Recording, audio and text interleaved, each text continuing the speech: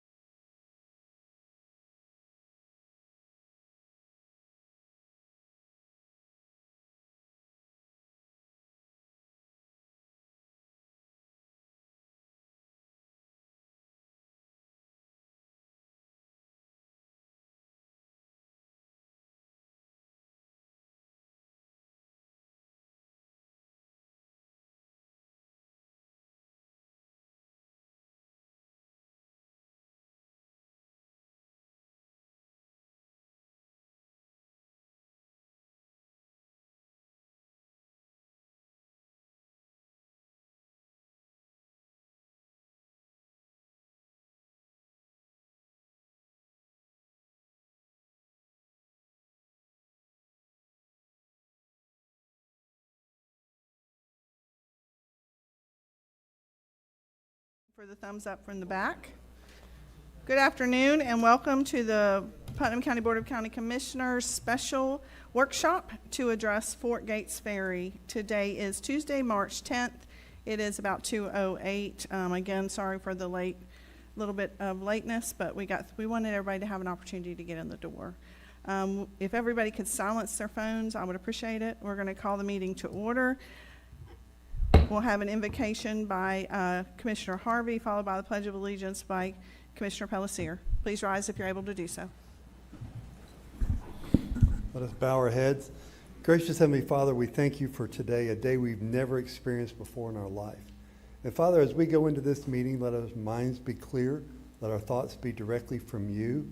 Let us glean it directly from your throne room of the things that we need to understand today. Father, we thank you for our citizens in Putnam County that have come out to hear this situation. And Father, we look forward to having dialogue. But Lord, let everything be done indecently and decent and in order, Father. And we thank you for that. We ask everything in your name. Amen. Amen. Please join me in the pledge.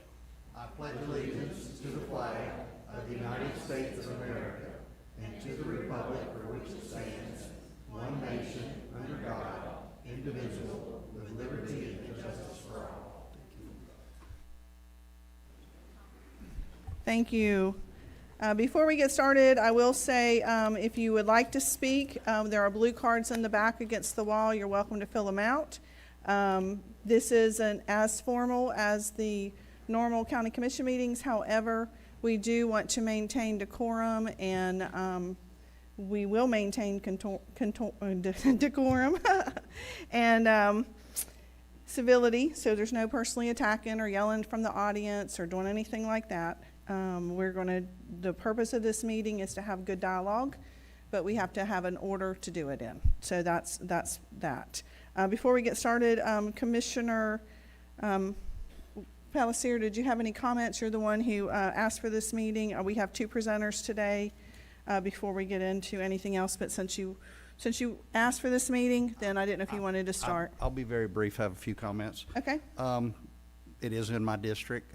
It does travel across the St. Johns River to District 1, so it's not the ferry to nowhere. I see an importance of let's get into the bottom of this and where we stand and ownership of the land and the ferry and grounds around it. So I thought it was important that we finally put this item to bed, either in a positive or depending on how you view it, negative way. But I do want to come to some resolve that best suits everybody, and I think we can do so today in a timely manner.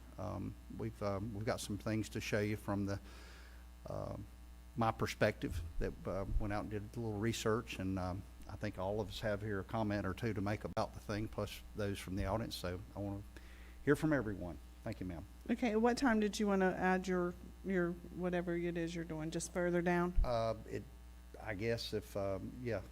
Okay. I can go later. Sure. All right. So we had 4 people that requested to be on the agenda: Lester Roberts, Dale Jones, Travis Roberts, and Angie Wright. But Travis and Angie are the 2 that want to do the presentations. Is that correct?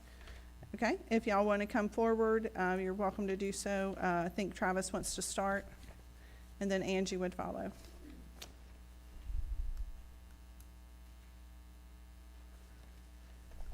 And Lester Roberts or Dale Jones do not wish to do a presentation. Is that correct? Okay. You'll still have time for public comment. I have one in each copy. My name is Travis Roberts. Yes, sir. Just pull that to you so we'll have it. Yep. Thank you. Okay. Travis Roberts, 110 Yancey Circle, Satsuma, Florida, 32189. Do I give these to you? Just so to Miss Ashley right there, and she'll make sure we get them.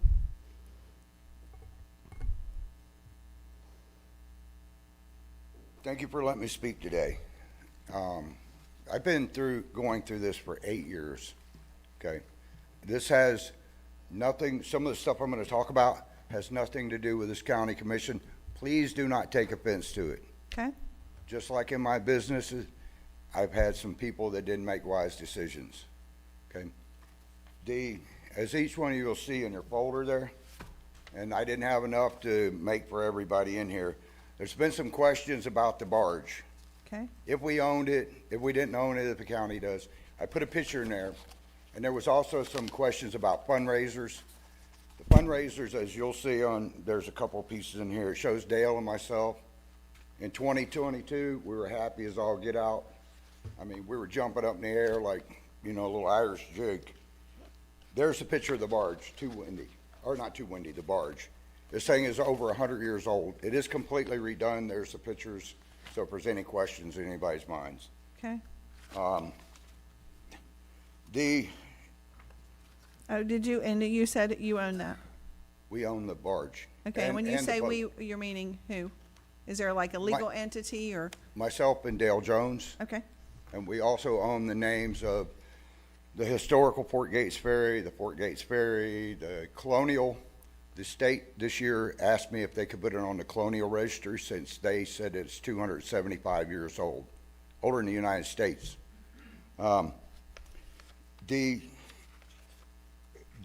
Captain Dale has been running this thing for 28 years, and there's never been an issue with his captain license. It is current. Insurances are still current. His TWIC card is still current. As a matter of fact, it's all till 2030. I did not put that in there because it's for public record. I didn't want him getting credit card frauded, but if you guys need to see it, more than happy to show you. He just got credit card frauded not long ago for $5,000, so. but Mr. If you'll- Jones is the captain and would continue, what you're saying is he's the captain, He is the captain, okay? right. The other captain, Richard Hackett, the other partner, passed away a couple of years ago, so that's why he's not here today. Yes, sir, thank you for explaining that. Anybody, there's a woman named Sybil Lungsing. Does that name ring a bell? In 1777, when Paul Revere rode out, she rode before him. She rode for 40 miles where he only rode for 20, as history teaches us, which goes to show that 20 to 100 years from now, nobody's going to remember us. We don't know who our great-great-grandparents were. We don't know much about our society. The history has been so jumbled up. The one thing that hasn't been jumbled up is Fort Gates Ferry. The thing has been operating according to the state for 275 years, since 1771, 75. I want to see this thing 250 years from now still going, 275 years. But what we do today is going to determine our tomorrow. The property has always been ran by prescriptive or proscriptive, and there are the same words, they mean the same thing. How that works, I don't know. But as you'll see on the property deed over there, which is the second page, this is from the county tax collector, okay? And it shows that this road has been being used for that on the tax scrolls. And this is from the tax collector's office. That's how they label Road 29 on the west side. In the letter that was written to the lady who owns the property, it says south side. That came from Taylor Engineering years ago when Taylor Engineering came in. So if there's any confusion, it is the west side. Or in your documents, if you see south side, that is the west side. The north side is the east side. I just wanted to clear that up. The ferry, Dale's been doing that, and it takes a lot to go across that river. If you don't know what you're doing, you're carrying a couple cars. Years ago, this is going to be on the next page. It looks like this. It's the history. FDOT had a company out of Sarasota go through with all the barges and ferry landings, crossings in the state of Florida. It turns out at the time in 2010 there was 5. Right now there's only 2 that we can find, according to FDOT. Now they did this because they wanted to know what the environmental impact and how it saves lives. So they wrote this whole report in here. The report, I didn't put the whole page in there because it's like 80 pages. But if you go back where it shows in here, it says that in 2010, and I'm not bringing this up to bring up old history, but on this page where it shows the tug and stuff, in 2010, now granted this thing was written in 2012, 2 years before this, in 2010, Putnam County was given $816,000 to redo Fort Gates Ferry Landing. Now, if you go back and look, there was no grants for Drayton Island in 2010. But yet Drayton Island's things show that there was funds commingled between Fort Gates and Drayton Island, where a lot of the monies, and this is not any of you guys in here, I want the audience to know that, this had nothing to do with this Board of County Commissioners, not even, Mr. Harvey, you've been on since 2015, it didn't even have to do with you, it was way before you got here. So the thing with that is they wanted the impact and find out where the monies went. As of 2024, there's still over $500,000 sitting in the FDOT account for Fort Gates Ferry. $216,000 of that was used. Now, in one of the meetings, there was a comment made that I have, and my family have been receiving money from the county. I have never taken one red cent from Fort Gates. Not in a time of being a partner, not in time of volunteering, anything. So I just want to clear that up, because when you get a few thousand calls saying, what did you do with the money? Did you steal it? I just want to set that straight for the record. Never have I taken a cent from them. Even though I'm a partner, I have put money into it. My thing is I want to see this thing done. We can't go back and get that money. Now, that money that was lost. How we got to this point was in a few years ago after Hurricane Irma hit. And in this thing, it says that the letter that was written here, it says that the landings were destroyed due to storms and hurricanes, and that is not true.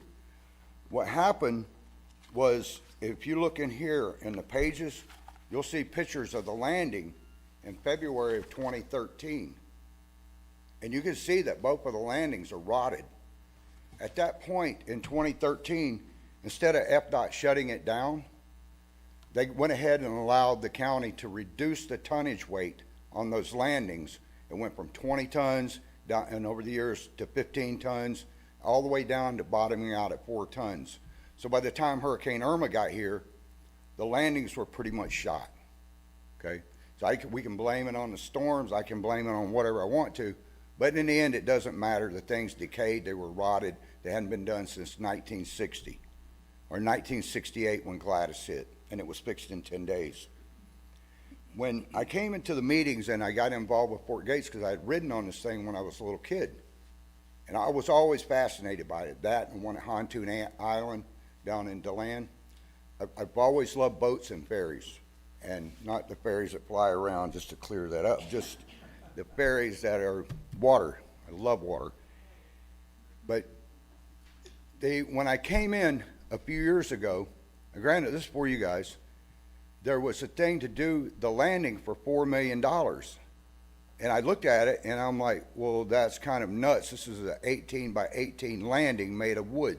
Governor Rick Scott had written a letter saying that Fort Gates Ferry had to, he said it needed to remain historically correct, and that the landing should be made out of wood. For some reason, the county at that time decided it'd be a good idea to not listen to that, and paid a company, Taylor Engineering, out of Jacksonville, $250,000 for a drawing, which I thought was a lot of money because I've had houses built. Drawings don't cost $250,000, not for this thing. My thing at the time, and still has been, that we need to save the taxpayers' dollars. Even though this grant was for $4 million, the residents of Putnam County are still responsible for 20% of that, which is going to be $800,000 and about $11,000 per resident. I got with a couple of the county commissioners. You were there. We got with Jeff Rawls, Terry Turner. Terry Turner, I respected the fact that he said, I wouldn't take that ferry across the river if you gave me a brand new truck. Okay? I can drive around quicker than you can swim. Well, I made him a $10,000 bet that I could jump in and swim it before he could drive around. He never took me up on it. I wish he had. But I always respected Commissioner Turner because I knew exactly where he was coming from. So we sat down, we had workshop after workshop after workshop, and I asked the county at that time, instead of spending, because you're not going to be able to justify spending $4 million on a 16 by 16 ramp. One of the other commissioners at the time, and I'm not going to mention names, said, we can use the extra money on other projects. And I pointed out to him that our Mr. Nimitz, okay, it's all in public record, at the time was told by the federal government and by the state to quit commingling funds with Drayton Island. And that is up for public knowledge. Anybody can print it off. At the time, they went ahead and said, well, we're still going to go ahead for this grant. They wanted $200,000 for a sign that said Manatee Wake Zone. Okay? I asked him at the time, I said, if I can find and get it done cheaper, will you allow the citizens to do that? They said, sure, we'll do it. I drove to Tallahassee, I drove to Lake City, got with Roger Liu at FDOT.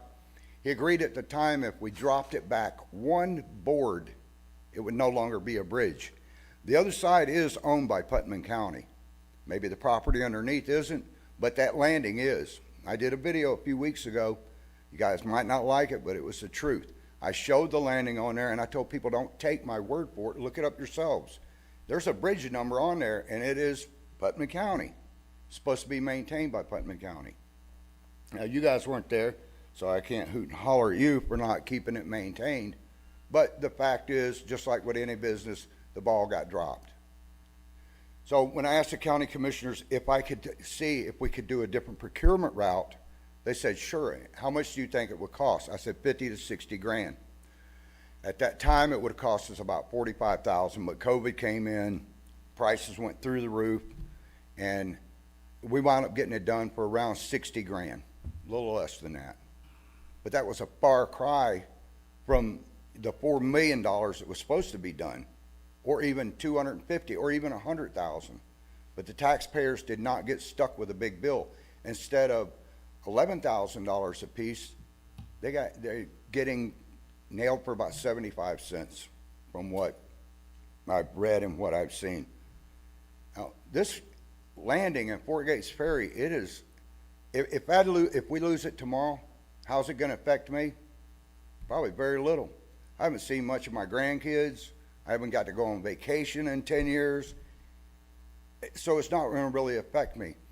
I've mentioned in several county workshops that if a fire hits on 19, this is a public safety thing, that there's going to be trouble. If the people get cut off from 19, unless they have a boat, they've got to jump in the river. Over the years, Fort Gates Ferry, how important is it to the local community? Is it just a historical fact that nobody cares about? Besides Paul Newman filming a commercial off of that thing for Nissan that the Japanese did not allow, or Chinese did not allow them to film anywhere in the United States. You know where the one place they picked was? Fort Gates Ferry. Why? I have no idea. But Paul Newman filmed a commercial there in 1982, which Car and Driver magazine, if you guys looked on the Putnam Way or on the Fort Gates Ferry page, you can look at that video. And the guy even went back and did a follow-up video and talked about how great Putnam County is for having a ferry here that Paul Newman went across.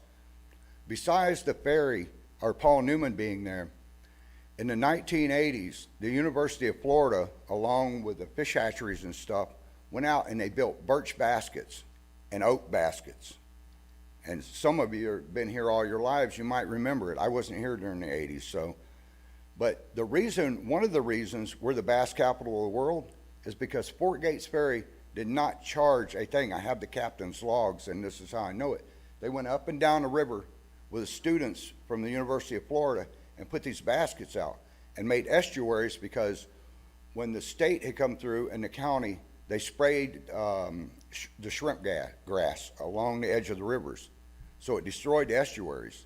Because of these birch baskets and stuff, and Fort Gates Ferry dropping these baskets all up and down the river, we are now the bass capital of the world. We have some of the best bass fishing. You guys waste your time up here. Go down to south, on the south part of the river. That's where the fish are at. But, you know, besides that, there's been a number of times when the forest is caught on fire, and we have the best firefighters here, and they should be thanked every day for their service. But one day they're not going to catch those fires. Just the other day, and I believe Mr. Walt might have been over there when the lightning started, and there was a brush fire that happened there. Luckily, our firefighters got it out, but what if they didn't? What's their escape route out of there? There's no escape route, except for Fort Gates Ferry.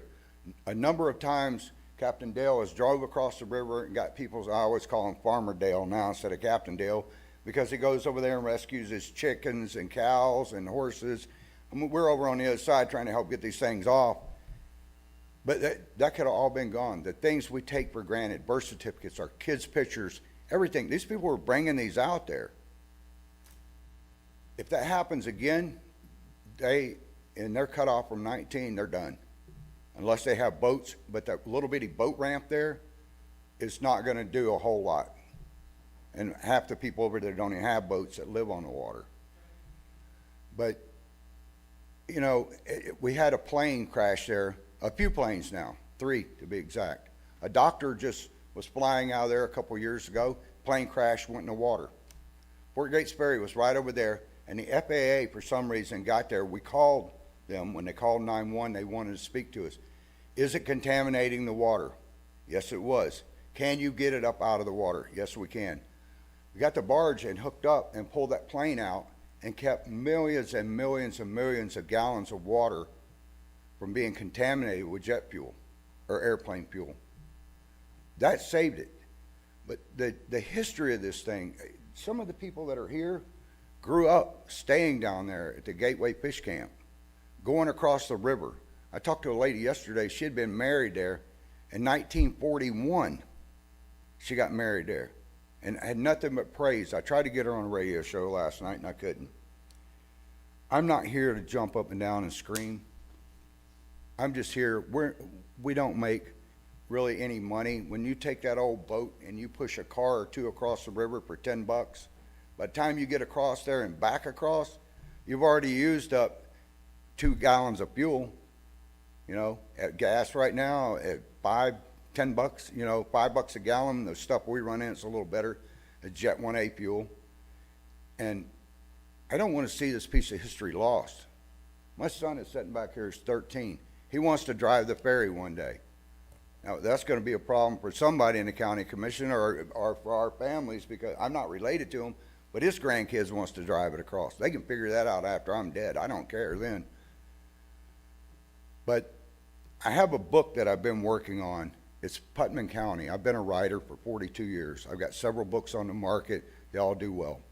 The Putnam Way, from the videos that I've been doing about Fort Gates and showing the history and the people that have died waiting on it to get done. Captain Dale's mom would sit out there. She just passed away 2 years ago. Every day she would sit out there. She would tell stories of when kids would paddle across the river and come over there, and she would sell them those little root beer candies. But she would always take the money and stick it back in their jacket or give them a drink and put the money back. But that was her thing. She died not seeing it come to fruition. My brother, a lot of people, there's plaques that we let people put on the dock out there. There's probably 8 or 10 of them that people, that's where they wanted their stuff from and where they wanted to be laid to rest. Of course, we can't bury them there, so we allowed them to put a plaque there. For 28 years, Captain Dale's been pushing that barge across the river without an incident. For 270 years, that place has been used as a naval outpost, as a British outpost. Colonel William Gates was a British soldier. He got commissioned by George Washington to go fight in battles. He went out to Texas and fought for the United States. But where did he start? He started here before Florida was even a state. And this thing, 500 yards behind me, is an Indian mound from 1250 AD. That's how much rich history we have here. We have a boat that's sunk right over here by Roder Haven's Boys Ranch. The first and only steel hull boat sunk on U.S. soil by U.S. citizens. When we have the kids come from the schools, and Miss Gilliard, that was the principal down at the elementary school there, says, when is it going to be open again? They would like to get the kids down there because this stuff they don't teach in schools. And they damn sure don't teach it about Putnam County and on the national scene. These are all hidden gems that we have here that our children should know. And with so much history being destroyed every day, we need to keep this alive. You know, why it's been running this long and why it hasn't taken, I don't know. I keep asking myself, why can't it be just up and running again? I'm not gonna be a millionaire off of it.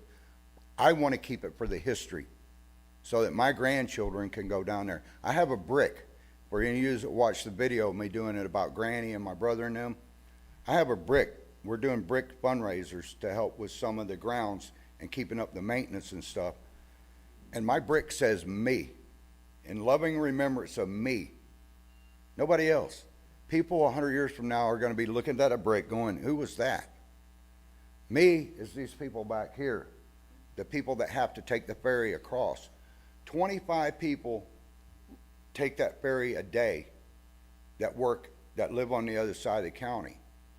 This ferry isn't just used for the historical or for people that like to see a tourist thing. These are people that live in other counties that come here to work. The people that come to play golf at the Oaks Golf Course down there, that from over there, we had 29 of them. No, it was more than that. It was 49. People came over to play golf from the other side, and they drove around to do a golf tournament to help us out. Those 29 people bring money to this county. There's more than that.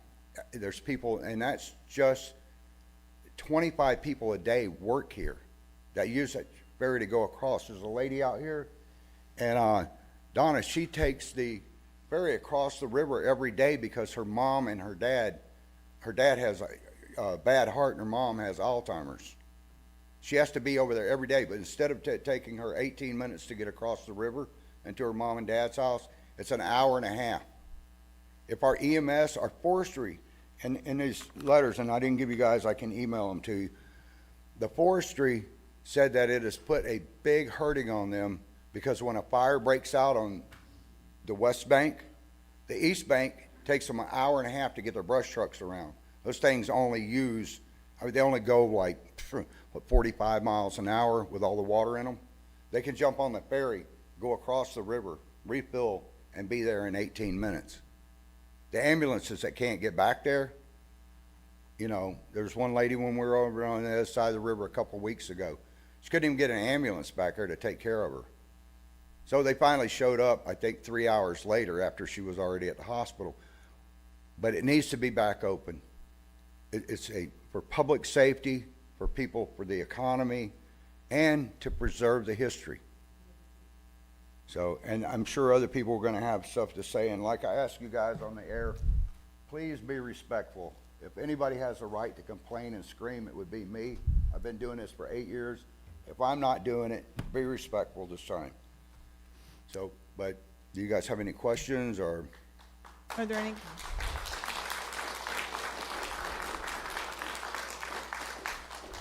Are there any questions for Mr. Roberts? Not at this time.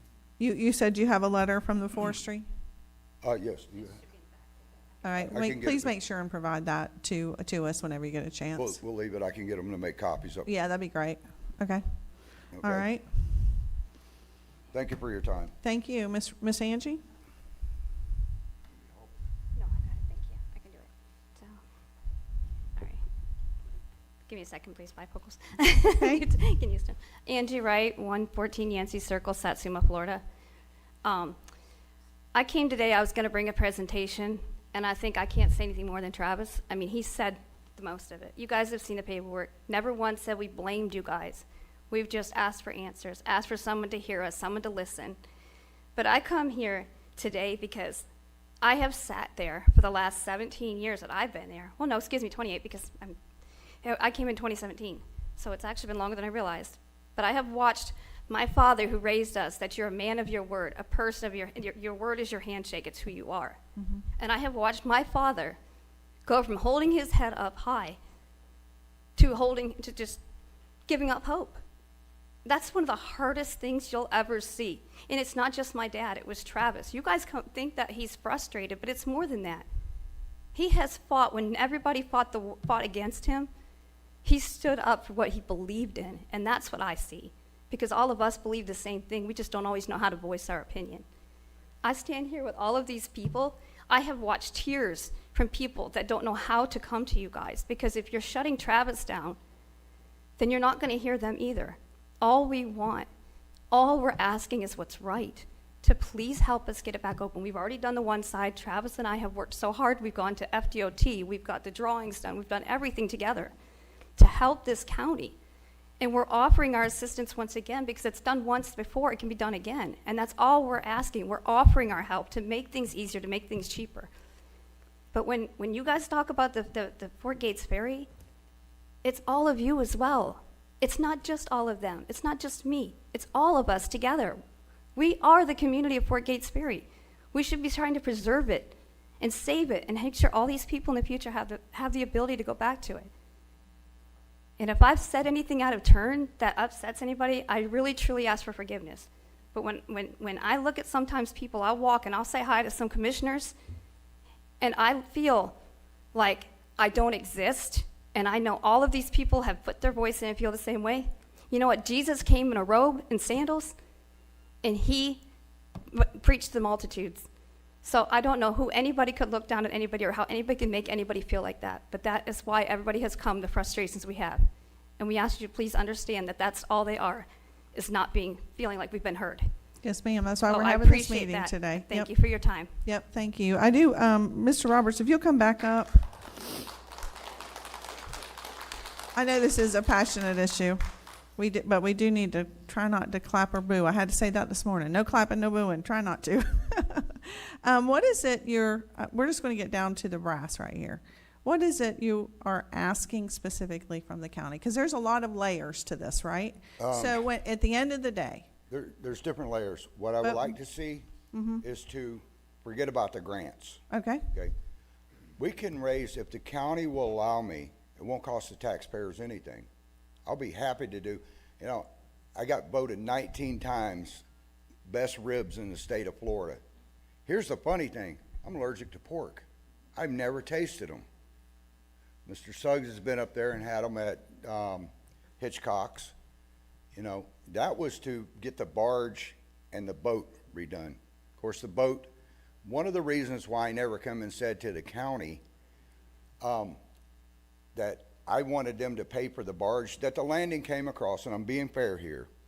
When the landing came apart during Hurricane Irma and punctured the barge, the attorneys had contemplated, and the reason I keep saying attorneys, 9 of my best friends are attorneys. We all went to high school together, and this may, no disrespect to you, sir, but I don't like attorneys. I don't know anybody that likes attorneys. But what I would like to do is see that to save the taxpayers money, I said we saved them $11,000 before. That wasn't me that saved them. County commissioners had to vote on that. But we can raise the money through brick sales. There's all kinds of stuff that we can do to get the monies up to rebuild the landing, to get this thing back up and going where it isn't a burden on the taxpayers. 60 grand is not a whole lot. I mean, we're going to bring in more in tourism tax than that. so you're wanting the west side / south side rebuilt. That's what your ask is. Well, we can raise it outside, or if the county, if they Yeah, want to okay, but is that, I'm just trying to get down to what exactly that's what you're I would- wanting, is that done? And then you're not wanting an operational agreement, you're not wanting repairs to your boat, once the west side is done, or south side, whatever you want to refer to it as. I'm just trying to get down to to what we're asking for. What personally I would like to see, but I would leave it up to the citizens, is that Dale and I take over on the thing, because he's the best captain for the job. Years ago, they were trying to take Drayton Island and Fort Gates Ferry and make it as one unit. But then the lady down there said, it can't be done because, one, we don't own the landing at Fort Gates Ferry, we don't own the barge, we don't own the boat. Plus, then she came back and said, well, as a matter of fact, I can't do it. That's 7 days a week. We can't run 4 over here and 3 over here. So it wouldn't be feasible for Well, that. Travis, I know why I would like I the know why you county- got a show, because you're a talker, man. You're a talker. I do radio. I know, you What do you got a expect? show for a reason. But for 8 years, in fairness to me, I've gotten 3 minutes at a time. I get And had that. a lot to say and a lot of solutions that would save the county. What I Okay. would like to see is if they would turn the Fort Gates Ferry over to Dale and myself, give us a lease for, our state lease is till 2044. give us a lease till 2044. Whose state leases till 2044? The Upland lease, you guys have one lease on there. There's two leases to that, to Fort Gates Ferry. We have the You submerged, guys have a submerged, and then there's an Upland lease and the upland lease is with who? with the state of Florida. For with the which side? Department of Forestry. For the forestry side, the road. The road coming in and the property from basically 15 feet from the water up, the rest of that where Gateway Fish Camp is setting at was all originally under state lease until 2044. Okay, all right. So what you're asking today, or what you would like to see out of this, is that the south side / west side, the forest side, be repaired, but you would be willing to take that over as far as if we're able to work something out in a contract that says you can have it, run it, whatever. Is that what you're looking for? Right. Okay, all right. And fair. let us keep the $10. I mean, you know, so we can still But you're pay not for asking fuel. for the county to pay you, and I'm not being, again, No, you no. were very direct with me, so I'm gonna be very direct with you, and I hope you respect that. At the end of the day, you're not looking for a contract from the county that says, we're gonna pay you this much money to operate your ferry. You're asking to say, you wanna run your own ferry, it either makes it or it doesn't. Is that what you're saying? Well, that, and I would like the county, if the county is going to continue to own the landings, is that they're not going to be responsible for repairs of it, but that they help cover the insurance, at least half of the insurance on the landing, if it belongs to the county. We will cover the other half. That's what, originally, the $1,200 that was being given to Fort Gates Ferry, that's what that was for, was to cover insurance in case, because the county had went from being insured by an insurance company to being self-insured. And then the state came back and said, no, you have to have maritime insurance, which is a company, I believe, Mr. Harvey, you were here at the time, I believe it's out of Boston, because the county pays the premium to them, and then we were picking up, after the premium was paid of $4,500 or $5,500, then Fort Gates, we were paying the other half, which came out to a little over $1,200 when they came down and saw the damages that were there and that they were condemned, they jacked the rates up. Okay, all right. I think we have some questions we're gonna be asking staff, but that's what I wanted to get from you, was what the ask was for today. That's what your ask is. Yes, ma'am. And Okay. also, I would like to make a suggestion that instead of trying, since we don't have a whole lot of money in this county, is that instead of wanting to purchase or lease the other property over there, since it's been run through prescriptive rights, is maybe get with the lady and ask her maybe if she would be allowed, up to giving use to the ferry just for that, as long as they maintain the road, which the forestry already does that, but that none of her property be encroached on. Okay, all right, Just the road be used, only the road, that's an easement, it's 30 feet, 15 from the, or 30 feet from the center of the road to left, 30 feet to the right. It's always been that way. Well, since 1939, when they moved the road from a wetland over to that spot. okay, all right. Hang tight. I wasn't really into commissioner comments yet, but I was gonna go to our staff first, if that okay, Commissioner Alexander? Okay, all right, Mr. Commando, a couple of questions that we're gonna have, on this issue. Obviously, we have the east/north side, which the county's already, repaired, and, then we have the west side that's not been repaired. What can we do here based on what he's asking for? And if you have any additional information you want to bring regarding the different layers of this, we'll welcome your comments. I appreciate that, thanks. This is kind of a team sport with the four of us over here, just because there's so many different layers that we've been looking at. I mean, I think the first thing is to have the legal access and the ability to actually make any sort of repairs. As the commission knows, we've reached out to the property owner for part of the land that we would need. But the other part is we would need a lease with the state in order to do any sort of improvements and to continue or to reestablish the riparian rights that would allow the landing on the side of it, so. So you're saying we do not our submerged land lease is no longer, That's my understanding from looking at the leases, yeah, the easements. so the submerged land lease is expired, That's, yeah, I don't have anything that shows that it extends past that, so I and that expired when? think it was November 2021, Okay, so it's been a few years. yes. And is that on, for both sides? Is it for both sides? That's just this, Yeah, if we can just stick to Palatka and Ocala side as okay, opposed to is that on the east-north. Palatka side? Yes, But do we still have a submerged land lease on the Ocala side? if we have one, I haven't seen one, Okay, so you're saying they're both expired? right? Okay, all right. Do you have anything contrary to that? No, they've both been expired, she's correct, since Okay, all '21. right, so we can agree on something. Yay, we're making progress. Okay, so then beyond that, on the Willaca side, do we have a map? Do we have any maps that we wanted to, can we pull up a map for everybody? So I we- have one if you need them. Yeah, I think we have a visual one that we can get there. Or I'll go to this one, that's fine, sorry. Okay, all right.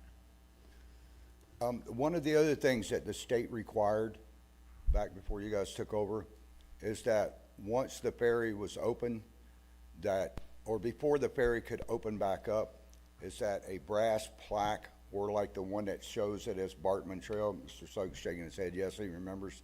The State and Historical Society of Florida, in 1939, they set up a historical group to take care and oversee this.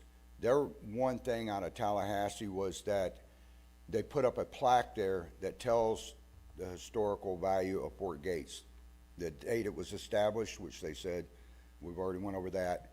And I had also made the thing to them at that time is that the county commissioners that were involved in it at that point, that they be recognized on the plaque, on this placard that's got to be 3 foot by 3 foot, that they put each and every one of you guys' names on there, because when history shows it, you guys are going to be the ones that save it or lose it. And I only thought that was fair. I don't want my name on it. I don't care if it's on it. So Okay. that was the other thing that the state had required before it could be open in a grand opening. All right, and your business, and you have a legal business entity, it's not a nonprofit, it's a legal for-profit business, is that It's an correct? LLC, Okay, it's an LLC. and you can find it on Sunbiz. It'll be under Travis Roberts and Dale Jones, or Dale Jones and Travis Roberts. There's four different. What's the name of it? Fort Gates? The historical Fort Gates Ferry and Gateway Fish Camp. Okay, Now, the one thing that might help you guys on the other part of as far as the insurance on the land up top there, and even on the submerged land lease, when I got with all 9 of my rocket scientist attorney friends, they suggested that any historical sites, or not just there, but any historical sites that are in Putnam County, have a sign put up on it, and it relieves the county of any lawsuits if somebody walks on there and trips and breaks their ankle. I have not seen one of those signs around.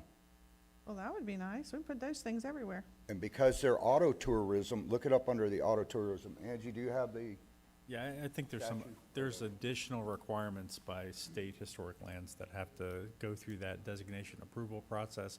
I don't know that it relieves anyone of liability, but well, Okay. under the statute, I forgot what it is, we've got it. I'll tell you what, That was for the state that today's told us. purposes, that's kind of a second, third tier priority for what you're trying to Yeah, yep. accomplish. Right. Okay. All right, do you have anything else you wanted to add, Mr. Commando, while we're waiting on a map? Probably, I mean, I think some of them are going to be in relation to what the commission's questions are. Okay, does any of the commissioners have questions for Mr. Commando? I do, Madam Chair. All right, thank you. Mr. Commando, Yes, sir. you said the submerged water lease expired in '21? That's my understanding. There were a number of easements and the ability to use those properties that expired. Is that a big deal to reestablish those leases, or is that just a formality to get them, or do you know? I think it's more than a formality. I think it requires a conversation with FDEP. And I don't know what conditions, if any, they would have as requirements for a future lease So going that would be a forward. stumbling block for sure that we need to get those reestablished. It would be, yes, sir. Okay. Question for you, Mr. Roberts. When I talked to you Sunday, when you called me, you said you were going to go meet and talk with the lady from California. Mhm. Where is That's she? why I was saying, if you guys ask her nicely, she would probably just let you use the land. Because it's always been in the prescriptive right-of-way, that she doesn't care. I mean, you can sit there and say that, but we can't We use can't- that. I mean, we gotta have something like Have it. her. But that's why I said, if you guys could reach out to her and just ask her Yeah, if she would be willing to let you use the lease. Yeah, that's what we've done. Yeah. I don't know if this is the time or place, but I would like for Mr. Commando to read the letter that we wrote to the lady and then her response, if we could. If this is the right time, if not, we'll postpone that It's a later. public record. I think, did this gentleman want to speak? Yeah, it's okay, come on up. I just don't want anybody yelling from the audience. If you'll just come up from the podium and speak, that'd be great. Come up to the I really podium. don't want to say a whole lot, except that the lady that owns the land is here, That's what we're asking. Where? Miss Belinda. She doesn't want to talk. Okay, she doesn't have to talk, but she's here? Yes, Okay. she doesn't want to talk.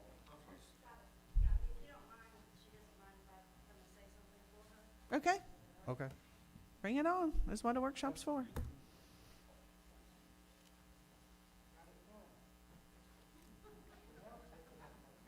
Hi, my name is Sherry Augustine. I live on Belinda's land. I need everybody to be quiet for a second. Yes, yes, ma'am? I live on the Ocala side. Yes, ma'am. Where the ferry lands. Okay. Number one, the letter that you sent was very vague. It's our understanding that you're only interested in the submerged water lease underneath the ferry apparatus and the boat ramp area. Is that correct? Well, the submerged land has to be with the state, so that has, I don't believe that has anything to do with the Because landowner. Belinda That- does not Well, own we can start with, that's not correct. Okay, the land.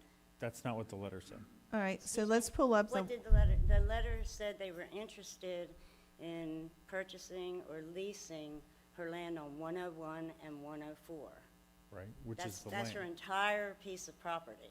It's not just the land pull that that the up. ferry landing's on. You point to and the 101 boat and ramp. 104. We've got households there. There's 4 mobile homes on her entire property.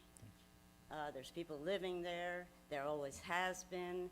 And the ferry apparatus and the boat ramp is not included in her property through whether you want to call it right-of-way of occupation or proscriptive or prescriptive rights, whatever. For as long as the ferry's been operating, they've never had to ask her permission or anything because she doesn't own that road, the ferry, or the boat ramp. She owns land on either side of it. So the question is, when you come down you don't have to go over on her property. We don't have a At survey. all. You don't You're have to- saying we don't have to go, when somebody gets on and off of that, at that location, that you don't have to go on her private property at all? At You're off, all. you go from the Never. National Forest Road straight onto the ferry. Straight onto the ferry. You don't, her land is on either side. She's never had anything to do with the ferry, never had to give permission, never, they totally, in her surveys, the surveys are on this side of the road, on this side of the road, they're left out completely, and anything you can find county-wise or otherwise says by right-of-way, by occupation, or by prescriptive rights, they've not ever had anything to do with that land. Their land is on either side.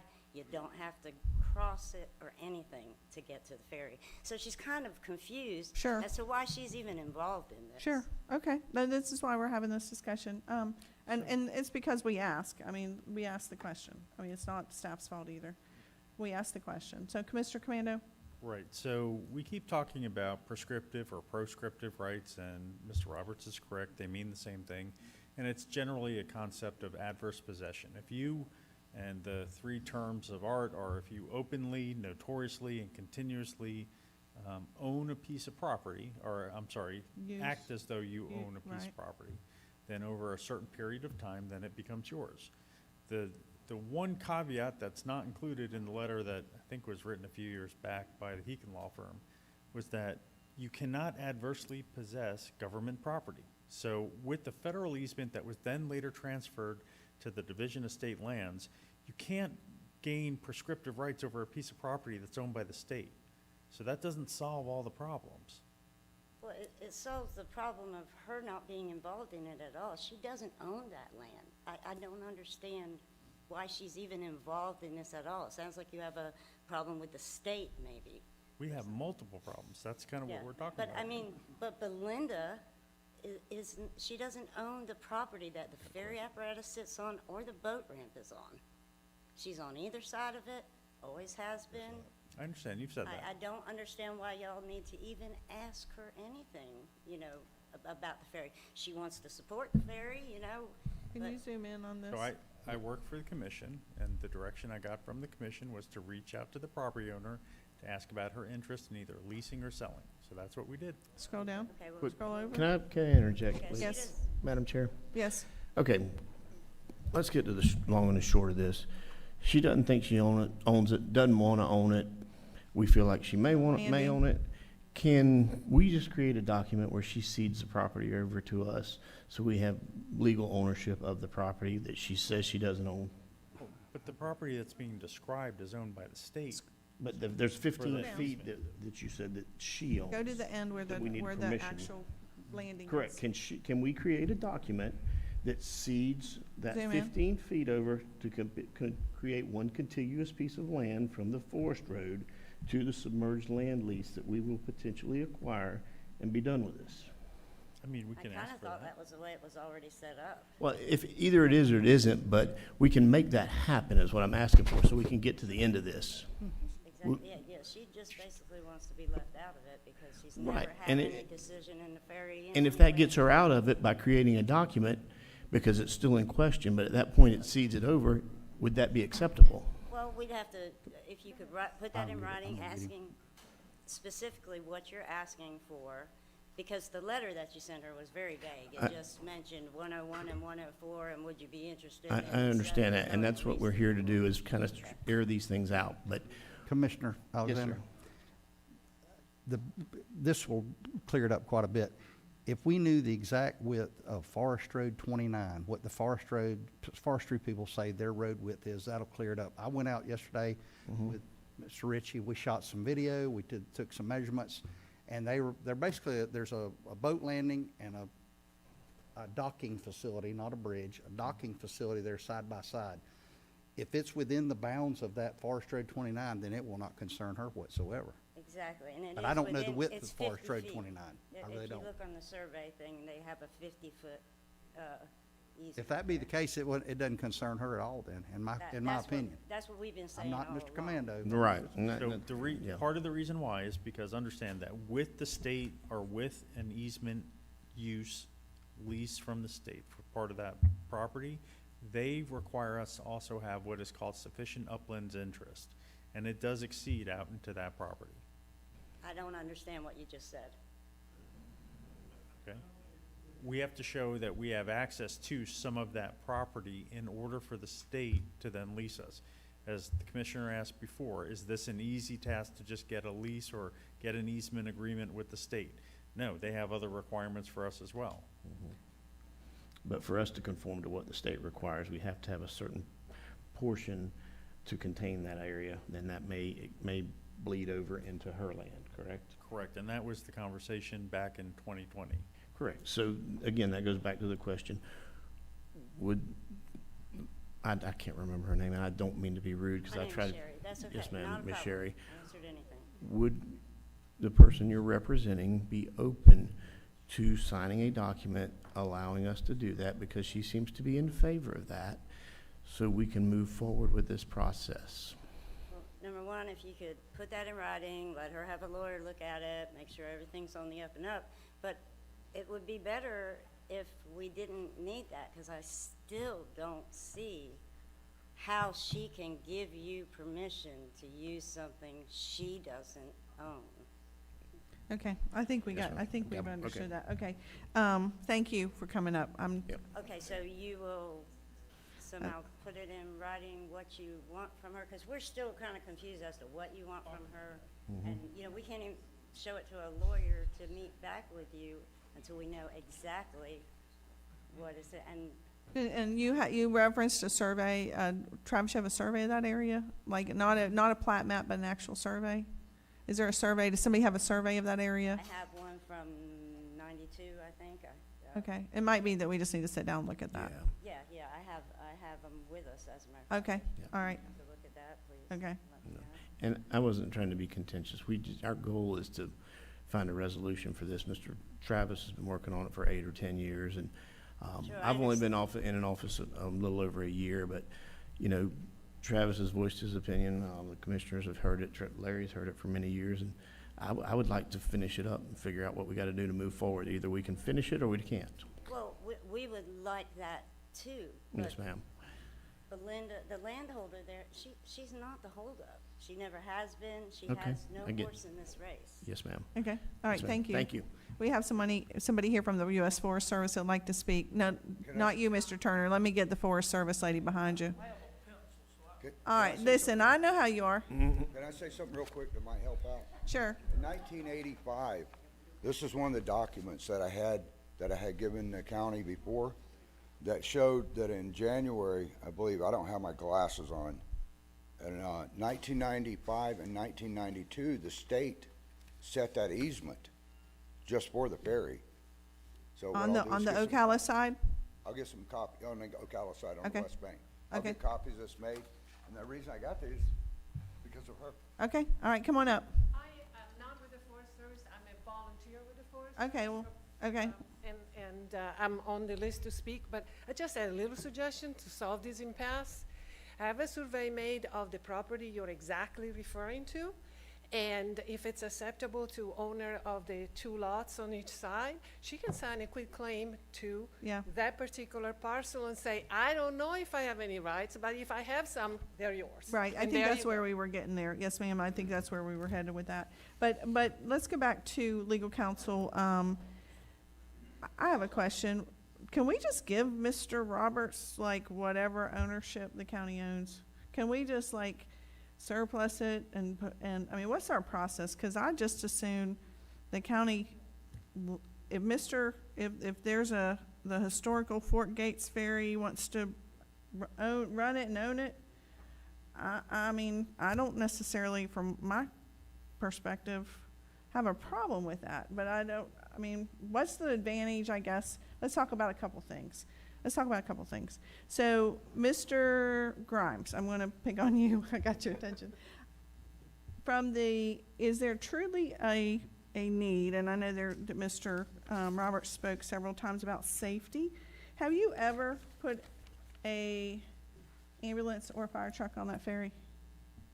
Our current fire trucks or ambulances will probably not go on the ferry Okay, because of the length of the tailboards and the way they're designed anymore. The length between our ambulances are just that much longer, and we really struggle. The water's got to be 100% right in order for them to load and even get on Drayton Island today. And I have never involved in fire rescue for over 20-something years in the county, have ever put one of our fire apparatus of an engine or an ambulance. Now, I'm not saying a brush truck won't go, but an engine or an ambulance to go do structural protection on the west side or the Ocala side, we've never done. okay, and in your opinion, is there, when the statement was made, there's no escape route except for the Fort Gates Ferry on the Ocala side? What's your thoughts on that? Well, there's probably a lot of truth to that if they get cut off on Forest Road 29 to get out. I mean, there is no other way other than the river. I don't know that the ferry's going to haul, how you said, 6 cars at a time across. I mean, we're going to have to do an operation. I mean, the sheriff's office has 4 or 5 boats. The fire rescue has 4 or 5 boats, I mean, across the county. The sheriff's got a couple of helicopters. I mean, we would get people off of there safely as quick as possible. But I can't predict to something that would happen down there either. Sure. But I mean, we'd had to come up with a plan real quick. But we all have apparatus staged along the river where we could be there in a few minutes. I sure wouldn't put a truck to try to go save the side from the Willaca side to try to get to the forest side with any amount of speed. I mean, Mr. Roberts, how quick can the ferry get across, right? Can it get across any faster than I can send a truck down Highway 19?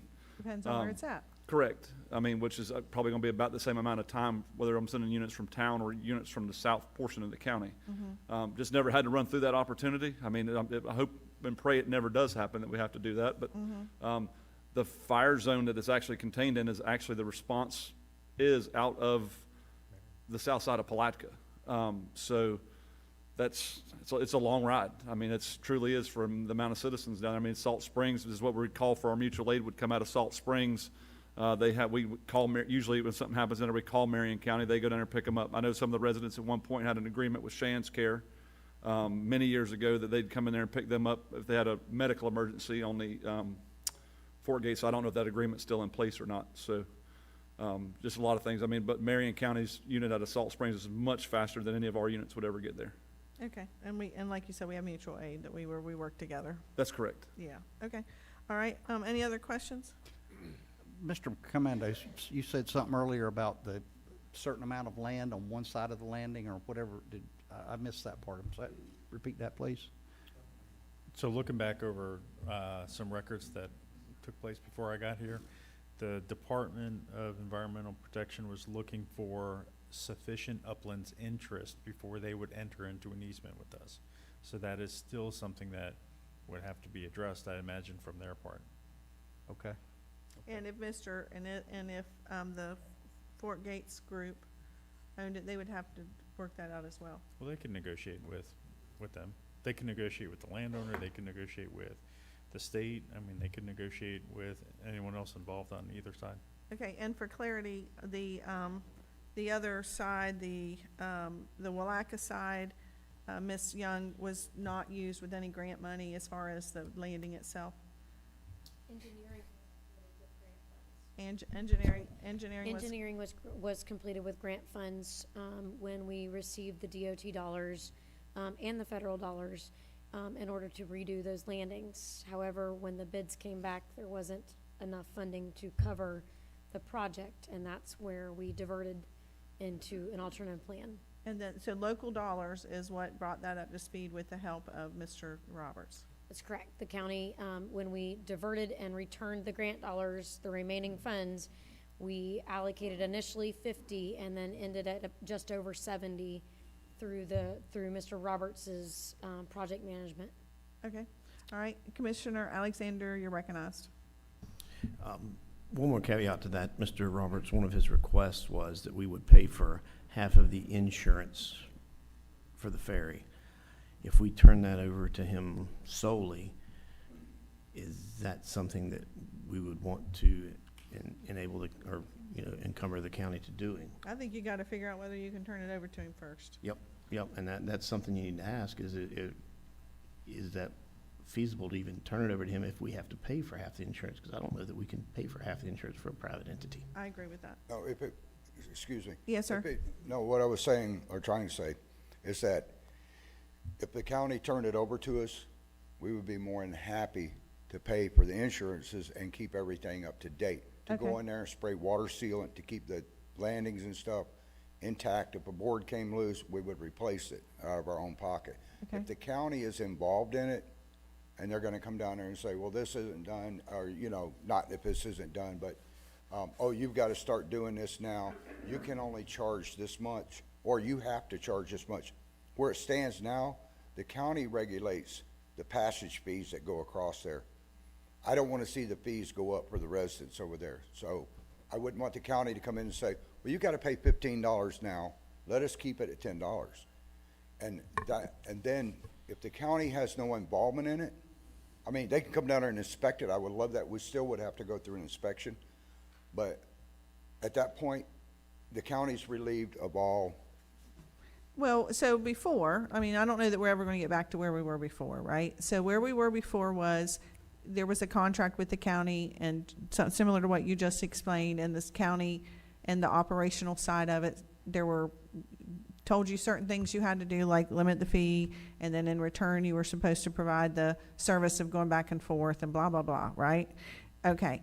But we don't necessarily have to have that, right? Well, you can operate your ferry without the county if there's no, the contract at this point is expired. We do not have a contract with you. Exactly. Okay, so that's expired. We can all agree on that too.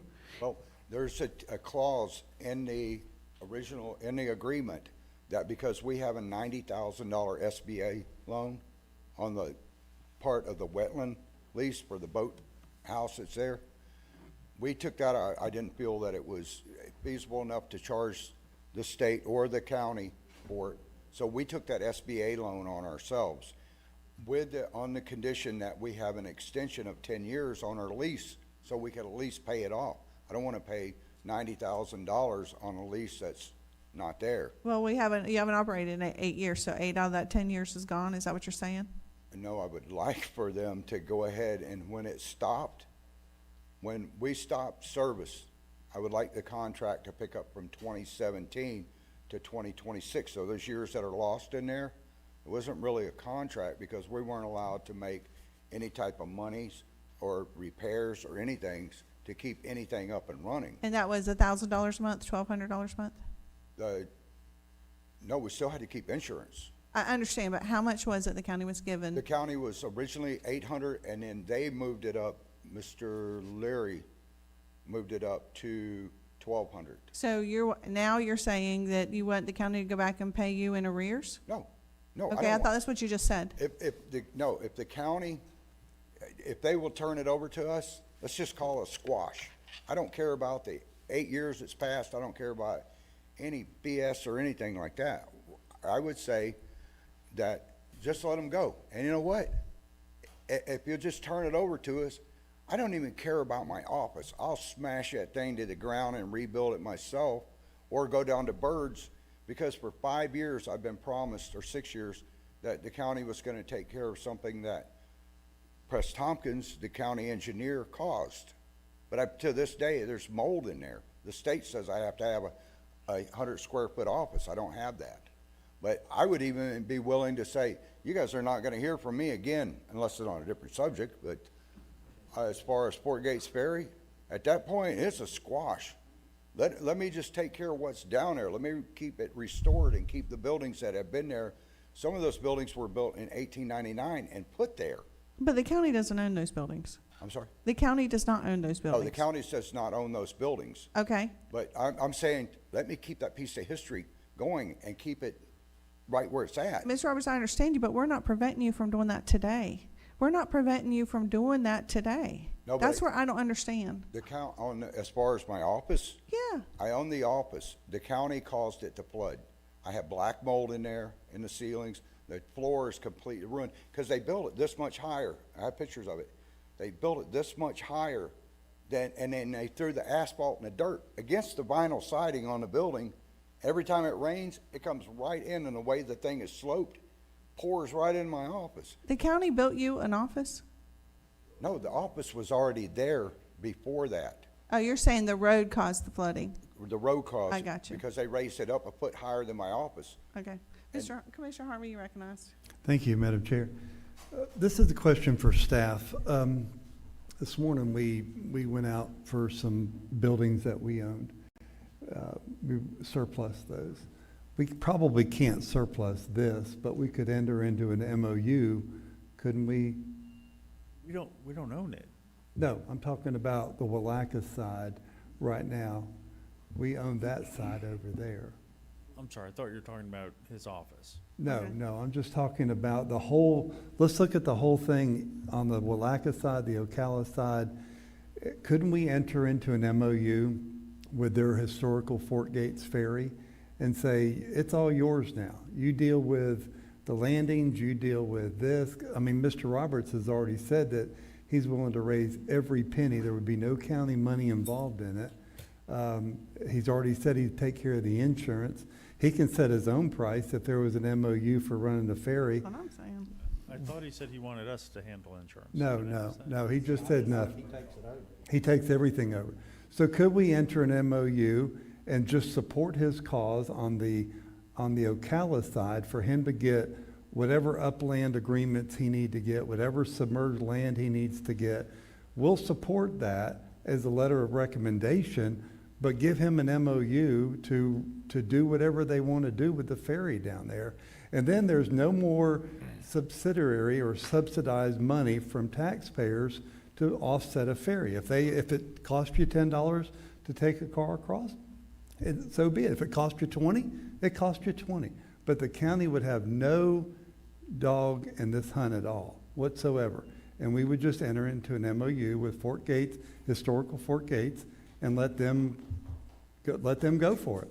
That's what we're saying. Oh, I would also like to add Whoa, in there. Well, hang let's on see a minute, let's please. see what we can get. I don't know if it's an MOU, but whether it's a lease or MOU, I think the same end can be accomplished. Thank you. Thank We you. put in that lease as well that we will not charge our first responders to take them across the river. And that's one That's just up important to thing, you. is that, That's something you could do. I mean, we don't want to get into your operation of your but business. when I die, I want the next group, whether it's my children, and I don't trust my kids. My son made me one time pay him $20 interest when he loaned me Taco Where's your Bell. children at? Are they in the audience? Yeah, please stand up. You're not trusted at all. Yeah. Poor kid. So, for future generations, though, that it will not, when I pass away, Dale passes away, just so we keep it for our first responders with as much crap as our sheriff's department takes. We had an active shooter, took them 2 or 3 hours to get back there. If the ferry had been open, they could have been over there in 9 minutes. It's exactly what it takes to get across the river. On a calm day, we can make it about 6 minutes. But in that thing to keep it for future generations, that the first responders or EMS, forestry. Mr. Roberts, it's your business. You can do whatever you want. If you Okay. want to leave it for, that's where I'm at with this. Where I've been at this whole time with this issue is that you are a private citizen with a business. And you can run a business however you want to run your business. I don't want to the county shouldn't be in your way. If what's in your way to operate today is that we haven't resolved the issue on the Ocala side, then whatever rights that we have in that side, or both sides where I'm at, is that we can just somehow give it, I don't know if give it's the right word, or lease it for $1. I don't know what I think we're gonna have to have some guidance from our legal counsel to come back and say, this is the document, whether it's a quitclaim, whether it's I don't know what it is. Well, we may be able to deed it with a reverter provision, so you may be able to deed it to them to operate the ferry, and at any point in the future, if the ferry ceases to operate for a period of time, then whatever our interest is That's what makes reverts sense to back me. us. What makes sense to me is that you have a passion for this, and you want it, your community wants it, and I've even seen where, I think it was you, Angie, that said you felt like you could get the community behind it and support it. The only issue I've ever had with this is spending hundreds of thousands of dollars, potentially, of taxpayers' dollars for this particular project. That's where I was struggling with it, because we have bigger things, and I'm not diminishing the ferry. What I'm saying is, we got roads that need to be done, we got water that needs to be supplied, and if I'm having to prioritize as a commissioner, it's not on my top. Exactly. However, do I think it personally? Is it cool? Is it important? Does it have historical value? Absolutely. And then that gives you the ability to go apply for an historical grant, and I'll write you a letter of support. Right now, if you tell me that you're applying for a grant, I will write you a letter of support for a historical grant. I have no issues with that. But my issue has always been how we're spending taxpayers' dollars, because we're the stewards of that, and that is a challenge, for us. And so if you're willing to take it over, I think that we can have our legal counsel figure out a way to make that happen for those 2 landings. And then, again, we don't have the submerged land lease, so you're gonna have to figure that out, whatever it is with the adjacent owners. Put the boards on, don't put the boards on, it'd be yours to worry about. Are you saying that your company is willing to do that? Yes. All right. All right. Yes, sir. Commissioner Alexander. Pretty good to me. Okay. All right, with that being said, we have a resolution, but we can't reasonably expect our attorney to come up with the exact verbiage and everything that we need to do today where we can hold a vote. But what we can do is provide staff with direction to configure a document that would cover both parties and allow you to do what you would like to do. So I would like to propose a motion to give staff direction to Okay, all right, that's right. Yes? All right, we haven't heard from speakers. That's a very valid Oh. point. And Commissioner, I mean, being that we're in a workshop, traditionally, we don't take votes, so staff direction and consensus. Your is staff sufficient. direction is all we need. It's just Yes, it's ma'am. not reasonable for you to be able to do something like that. All right. Yeah, All right. Did you gotcha. give me a card or one of these yours? Yes, I did. Judith York. Okay, Drayton thank you, Island. Miss York. Okay. Okay, thank you for acknowledging protocol here. Judith York, 142 Drayton Island Road. Been here for 26 years. I wrote the grant. Me and Lisa Grant, her name was, she's passed away. I remember Lisa. Okay, I wrote the grant, her and I did. We did it for Drayton Island. Then Leary put in Fort Gates, and he copied ours. 3 hours before the close of the deadline, I get a call, I follow up with that. I call Washington D.C. and find out that Leary sends in the wrong form. He sent in the appropriation form, not the one for the grant with the highway. I fax over the form. Signature page was the same. It got awarded. He took the credit. Somewhere down the road, as we were administrating that, he wanted to join commingle funds from Drayton Island to Fort Gates. I initiated with FDOT and the attorneys and Nancy Harris at the time that something was wrong. That's the day he resigned. And they all conceded that he was trying to commingle funds from Drayton Island to Fort Gates. Okay, clearing that up, okay? Okay, we never got any funds, so I always say. Under historical grants, I write grants. I came from Tampa and wrote grants. Under the grants, you have certain protocols you have to file. So that's where that $200,000 report came from. Just giving you a little history real quick on the grants. Sure. So you had to do that. Now you have to have an administrator in your county that does that. There's a lot of rules of the road when you have that grant package. I went down and got the package so I could follow it. I actually even said I'll volunteer my time to help administrate it, because obviously we don't have somebody that understands how to follow the protocols on that. That was denied.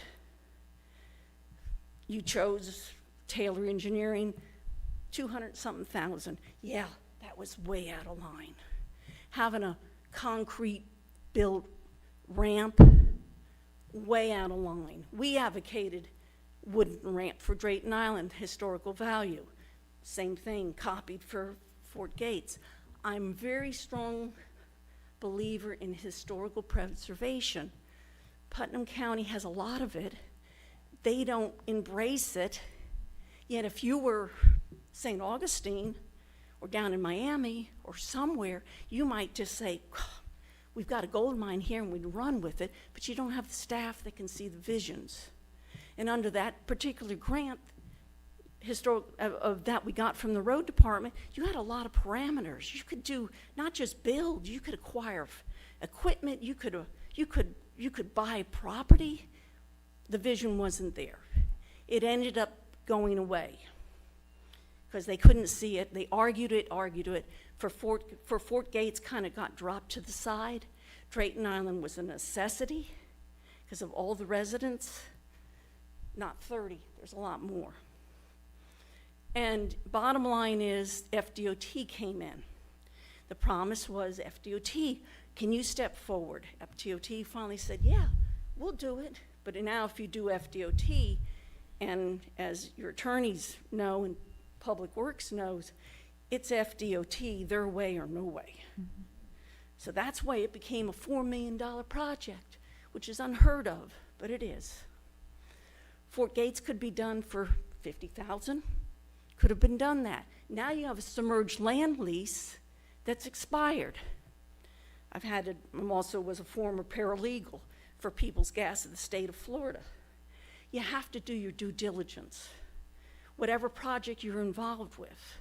If you're gonna give him this property, under your own protocol, you have surplus property, you got to go out to bid. You got to say, if you don't own it and you own it under lease on both sides, per se, well, then you've got to notify the other owner that you're getting your lease from. If you're doing a submerged land lease, you have to file an application, nice and thick, both sides. Submerged land lease is now going to tax you. If they approve it, they're going to tax you. Whoever's going to be governing that piece of property is going to be taxed yearly. So there's a lot of due diligence done on this and a lot of different contracts. So if you turn around and say, I'm looking at this piece of property in Palatka or over on here on that fish camp, it's my understanding that's from DOP, is that Putnam County does not own that. It's my understanding. Correct. From previous due diligence. So the fish camp and where it ends, the road ends, that is actually owned by another entity. And Putnam County can't just give it away. You can transfer, but why would you transfer it? If you currently now have a piece of property, it's waterfront, if you're a real estate person, you know, you'd have to start saying, well, what's my best use? I'm going to push, let's preserve our historical structures. You got a gold mine sitting here to preserve. Okay, who's the best candidate? I don't know. I've got this here, and I can operate it, but maybe we need to put it out for bid. Let's see. Maybe somebody steps forward. Maybe Travis is the only one. But you're custodian, so you've got to put it out to bid now. Because somebody may come around, a Morris or whoever may say, whew, that's how many feet of waterfront property are you talking about right there? Are you using it as a park? If you're using it as a park, and he's got it, well, as a park, and as other counties do, and they use their parks, and they have vendors that help operate it, well, then what's in for the county? Usually there's a concession fee that the counties do, and you can go over to check out DeLeon and DeLeon Springs, and you can see what Volusia County does and St. Augustine. There's vendor contracts involved. So now you have a lease, now you have a vendor contract. Now there's submerged land lease. Well, who's going to apply for the submerged land lease? DEP is going to turn around, well, I don't know, whose jurisdiction is it? Can he say he's the owner? No. Who's the leasee? Well, DEP, who does submerged land lease.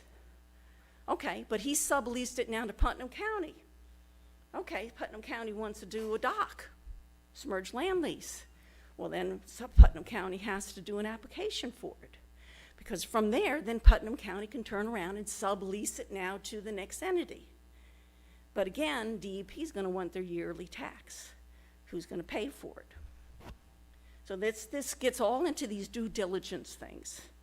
And I'm only saying this because I've been there, done that for, the state of Florida, People's Gas, and had to do that, and all my due diligence, all my property, all my abstracts, all this, so I could hand it to the law firm that helped write all these things for People's Gas for the state of Florida, so that we didn't get in trouble and we could transfer risk if something happened.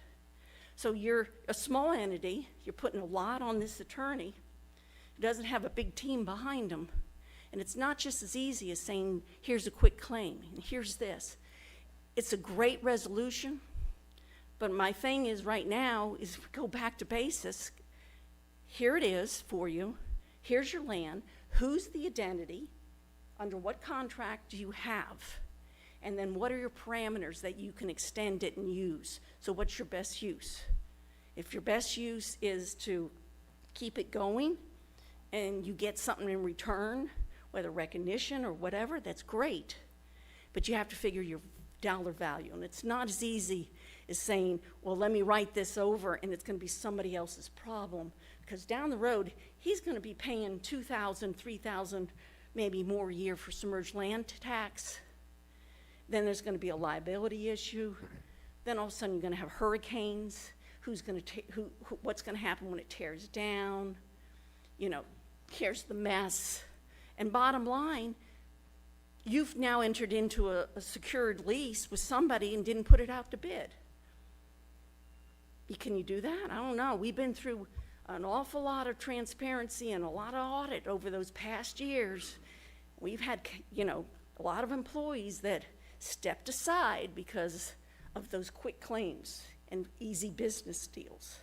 So there's gonna have to be a lot of paperwork that makes sure that everybody's I's dotted, T's are crossed, everything's fair. It may be Travis. It may be historical. Bottom line is, we'd like to preserve it. Well, how do we do it? Piece of property on one side, piece of property on the other side. First thing is ownership. Figure it out. Who's the ownership? What real estate, what contract can we do now to transfer it? If a submerged land lease has to be filled out, it's gonna be a lot easier for Putnam County to fill out the submerged land lease than individual, because that's what they're gonna ask. Well, what's the impact? Well, it's this. A little bit easier for a county to do that. And again, somewhere down the road, the DEP is gonna ask for monies. Well, who's paying for it? Or if the county owes it, maybe DEP lets it go. As an individual, they're not gonna let it go. They're gonna collect tax from it. It's as simple as that. Okay, now you got the fish camp. Who owns it? Well, it's part of our lease deal that we have. Okay, well, okay, you've leased, is there a lease in place right now? It's expired. That's correct. Okay, there's a piece of property, waterfront, that has cabins and docks. I don't know how many running feet. What's the best use? What's the best use for that lease? Do you want money? Pull that map back up. You know? Travis wants to run it. You know, you may find 5 others that would love to run it. I know Lisa Grant and Dan Hayes wanted to run it. They bidded for it 1 year back then. And then I think they backed out because it wasn't gonna be as feasible for making money. But that's the whole thing. You got fish camp there, dockage. That's gonna be pretty prime here as soon as that development gets taken place in another 5 years or so. Prime real estate right there. What's the best use? Putnam County may turn around and say, God, let's get rid of it. It's easy. Whew. Putnam County may turn around if you had more vision and could see this. What a great little park. Bass capital of the world. Hey, let's lease out this park and find out who wants to put in little cabins and operate it. And oh, by the way, if they want to run the ferry operation too, no problem. Let's get a ferry operator. Let's put that out for bid too. Certainly, for all the years, you do it every year for Drayton Island, even though nobody responds because nobody wants to, for that kind of license, they don't make enough money. And the money that you gave Dale and them beforehand, the $1,200 a month was supposed to go towards insurance, hurricane hits. You know, from my understanding, the $1,200 a month, he was supposed to pay for insurance for his boat. For the boat. Mariner's insurance was not for the landing, it was for the boat. Just as you insure the barge right now. So that money was supposed to go towards the boat. The boat sank, had no recovery insurance. Nobody in Putnam County that was supposed to be monitoring your insurance policies bothered to collect a deck sheet every year to make sure, because they didn't know. They just didn't know. We don't have ports that we use and are around with a lot of boats, so we didn't know. Karen's given them a lot of information. She's helped them come in compliance with the Coast Guard changes and all of these things. So she's been a great help for her, whatever, little 34,000 a year that goes to operating the boat twice a week. It also has to go to repairs and now gasoline. Believe me, and I've been with her. You get calls 24/7. She does. And she's helped out. And if there was an emergency, right now the county does own that barge, which part of the grant, the 80,000 that you want to say went to a private. No, the 80,000 went for you to partially purchase your barge that the county owns because you pushed, you didn't want to use the grant, you didn't have enough administration that understood how to operate that grant. You wanted to give all that money back. So they pushed for FDOT to take over the project. FDOT takes over the project and turns around, no problem, we'll do it. You want us to build a landing that can hold a 70,000 ton vehicle, because that's our bridge standards. If we're gonna do the project, that's our bridge standards. You think 70,000 is actually coming over to the island? No, but that's what you wanted, FDOT. That's what administration wanted. They pushed for it. FDOT said, fine, where's your barge? Because your old barge won't hold 70 tons. So now you had to buy a barge because you wanted FDOT to take over the project. And that's how that happened, because you don't have enough staff that sees the vision and sees how it tumbles down when you start doing all this due diligence. So come on back to this whole project. It's as simple as, who owns this property on both sides? I think you really should establish these landings for your own historical preservation. Somehow we need to keep it going. Who operates it? Not sure. But you definitely, I think both landings need to be fixed. Okay. They seriously need to do. You need to do that. You need to embrace your historical preservation that you have for this county and go for it. You know, as it is right now, we have a bronze emblem on the wall, and you certainly don't see Drayton Island or Hog Island on there. And I guarantee you, Drayton Island's full of rich history that St. Augustine would have loved to have, because Zeppeli and Kingsley had his place on there. But Putnam County doesn't even recognize the necessity of what southern Putnam County does for northern. But I think if we go back to our due diligence, if I was handed this file and I was still in business with the utility, I'd be going, oh Lord, let me make sure I've got all my ducks in a row, so when I hand this package over to my attorney, here it's going. Okay, here we go. Do we own it? What can we do with it? Now, what's our best use? And where we go from here? But I do think you should establish it. Whoever pays for it, it's a simple wooden dock. We could get that. We can raise those funds for that dock, and let's move forward with it. But it's how we proceed from this that is fair to the county, and it follows your protocol so somebody doesn't get in trouble because they gave something away and then turned around and got, you guys are gone. 10 years later, somebody goes, who the heck did this? So it's a lot to put on the attorney, but due diligence and protocol is number one priority. Thank you, in Ms. this. York. Okay, Thank you. thank you. Ms. York, before you leave, just a couple questions. You've referenced DOT several times in this discussion. It sounds like you have some experience in this space.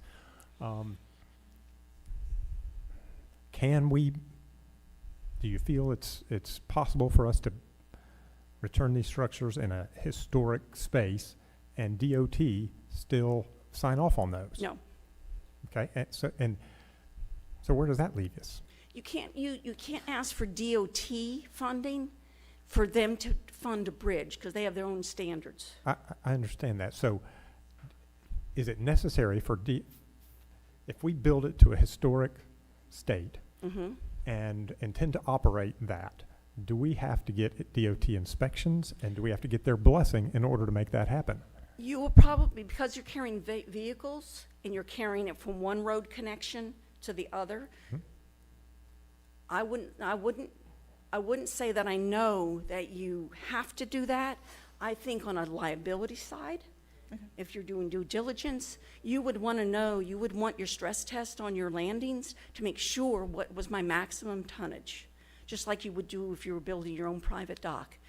You know you're not going to bring Hold right. a concrete truck on it, but you can bring in vehicles. And he can only, in that barge, they can only bring 6 passengers at a time. That's how the Coast Guard rule is on that. Okay, 6 passengers, not 20 motorcycles, 6 passengers at a time. That's under that rule. So between the Coast Guard's rulings, your weight standards, who applies, where do you get that? It's going to be from DOT, and then from your own attorney and your own due diligence, you're spreading your liability.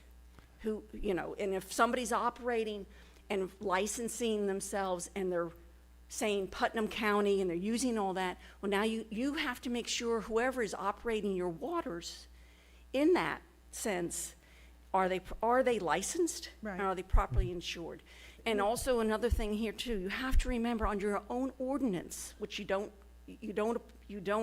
use this, under your own ordinance, all ferries, landings, and boat ramps should be governed under your port authority.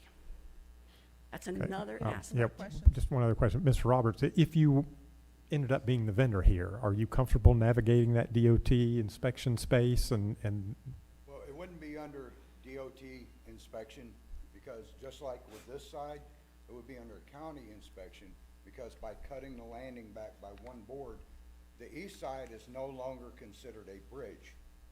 That is through EPNO. Okay. And I met with Mr. Roger Liu and the state officials. I'm acknowledging you, I said yes. Okay, I'm sorry. Here, I Yes. got this for you. It is no longer a bridge, so the FDOT has no more dog in the fight. The other side, however, is, but with the drawings that we had done, that cuts it back by a couple of boards, it's no longer a bridge now, it is a landing. So once it's turned over, I go to FDOT, meet with, Mr. Liu, and then I say, this is our thing, here's our plan, just like I did on the first one. And he says, okay, the east side is no longer a bridge, and I did that with the blessing of Mr. Harvey and the other commissioners at the time. Now, the other thing that makes historical Fort Gates so historic is the boat that I and Dale own and the barge that we own. If you bring in another contractor or go to put it out for bid, I take the boat, I take the barge, it's no longer historical because I have taken those historical artifacts with me that we own. Okay, not all right, we're not gonna get into a personal debate. But if if it's no longer a bridge, it falls under a landing, which is under the Port Authority. Okay, so let's look at this. This is the map that we're talking about on the Palatka side. So obviously, one side of the road is the Palatka State Forest. If you'll click on the other. That is owned by, this is the property appraisers, Jeremy Smith, David Smith, correct? All right. Okay, all right. And then if you'll, the road, point to the road. Yep, click on it. Or maybe closer to the water. Okay. Yeah, click right there. At the end of the road. Nothing's popping up?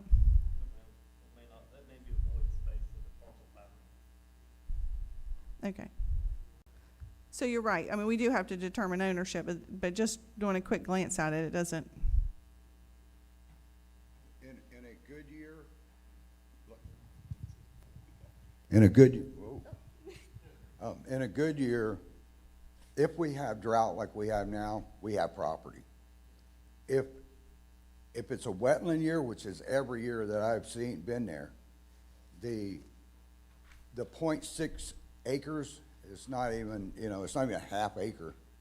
It's not there most of the time. And so you're referring to, Ms. Knox, you're referring to this area, On the east side. on the east side where you see those cars and those, on the aerial, that side. Right. Okay. On the west side, And that is not owned by you, that is owned by, that was what we have the lease till 2044. okay, this is where the confusion is. Go ahead, Mr. Commander, you had something to say? Okay, so that's where you had the lease till 2024. till 2044. 44. with the state? I'm sorry. With the state? The lease that we have on the dry part of it is till 2044 with the state. Yeah, okay, that's what my And question. they okay. regulate I can't cut down a tree. We've had 5 dead trees. I couldn't cut them down until the Department of Forestry came over. So there's there's no county ownership on that side? Okay, that was my point that I was making. The other thing, if you look on the map there, on the east side, the seawall has never been taken care of. If the county turns that over, they no longer have that $1 million responsibility. They don't have the responsibility of the landing, of taking care of it. I've worked for 8 years, actually for 10 years over there, and the county doesn't have to maintain, they don't have to cut the grass. We even cut the grass going all the way down the road by Mount Royal. We take care of the place. There's not another person gonna come in and say, I'll work for $2 an hour and do all this other stuff. So the only thing the county has an interest in legally is the Fort Gates Ferry Road, is that correct? It's a landing and actually, And the landing itself, the wood bridge, the wood that's no longer a bridge? That's my understanding. And I'm sorry, I'm looking at whatever was just handed out to us. Okay. That's actually the attachment to the management agreement for the submerged lands with the Board of Trustees for Internal Improvement Trust Fund. That's on which is TIF, State lands. right, okay, state lands, okay. And that's the lease that was a 20-year management agreement that expired November 21st, 2021. doesn't it also say in there, that we had a 10-year extension after 2021? No, ma'am. Because of the loan, the SBA loan? I don't see that. It was, a revision that was put in. All right, we got some other speakers that would like to speak, so if we'll just, move on and see what other people in the community want to say about this issue, and then we'll come back in a little bit. Mr. Swanson? Oh, never mind, we're asking to take a couple minutes. We're gonna take a few minutes break.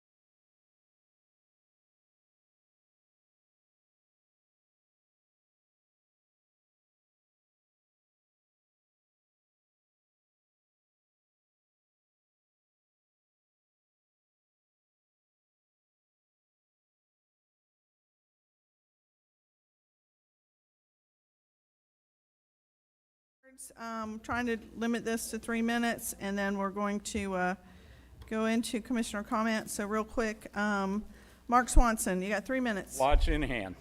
Mark Swanson, 326 West Main Street, Pomona Park. I do not speak for the town. I've stayed as a citizen. Look, I'm not going to get into the weeds. I would just say, think creatively. I mean, come on, the history. Confederate soldiers took it apart before the U.S. How many places do you go that you don't take the best way, right? Do the cable cars in San Francisco, does that make sense? Look at what Amtrak charges you to bring your car. As a kid, I went on something, the Allagash River Waterway. It had a turnpike. It was a lumber company operated the road. I was 12 years old. They charged us $30 to drive 2 miles. So I just think with the things that are coming in, river to sea, when I went down here, I looked at this, and the answer they told me was, oh, we're the second poorest county in the state of Florida. Well, this is exactly why you need it. It's not going to hurt the environment. It may provide some other services. You've got 3 of the 5 municipalities, right, that are down there: Pomona Park, Palatka, Crescent City. So I would just encourage you. I'm not so sure the different vendors and who's this, that, but the idea itself, the concept is good. And as I was just saying to Mr. Suggs, a lot of the stuff you do really is operating a school. Does that make sense? We don't operate schools. I know you don't, but to have a school system, right, to take kids for 8 hours, to operate parks that you don't charge anybody, to have a parks and recreation that basically does it at cost. So I look at the ferry as the same thing. Thank you. Okay. Giovanna, I know you already spoke. Did you want to have a couple more words? Okay. Yes. I was just jumping in on that issue. Okay. And I'm speaking as a longtime resident of Salt Springs and a volunteer with the Forest Service. I was out on patrol last Sunday, as I'm most Sundays, and I can tell you the number one question I'm asked when I assist visitors, tourists, is how do I get to the ferry? When is the ferry going to reopen? And why isn't it open yet? That is I think you guys are giving away a lot of money by not keeping that thing open, because the interest in the ferry is humongous. The connection between Ocala and Daytona, that's a very viable connection. It's a big tourist route that we are trying also to establish because of all the historical points of interest, connected also with the forest. Another thing is our community in Salt Springs has a lot of family and business interests on your side, on the Putnam side, which right now are interrupted. And we really would like it to be restored because they're historically, it's there. And another thing that you may want to consider is if you reestablish the ferry, that will allow the Forest Service at this time of very little funding to request a higher level of maintenance for 29, Forest Road 29, which right now is being downgraded. So the folks that live in the Fort Gate community have a terrible road, terrible road. They are losing tires. They cannot really even go get their mail. And by the way, these people in Fort Gates community, they are paying a ton of money in taxes compared to the rest of Putnam per capita.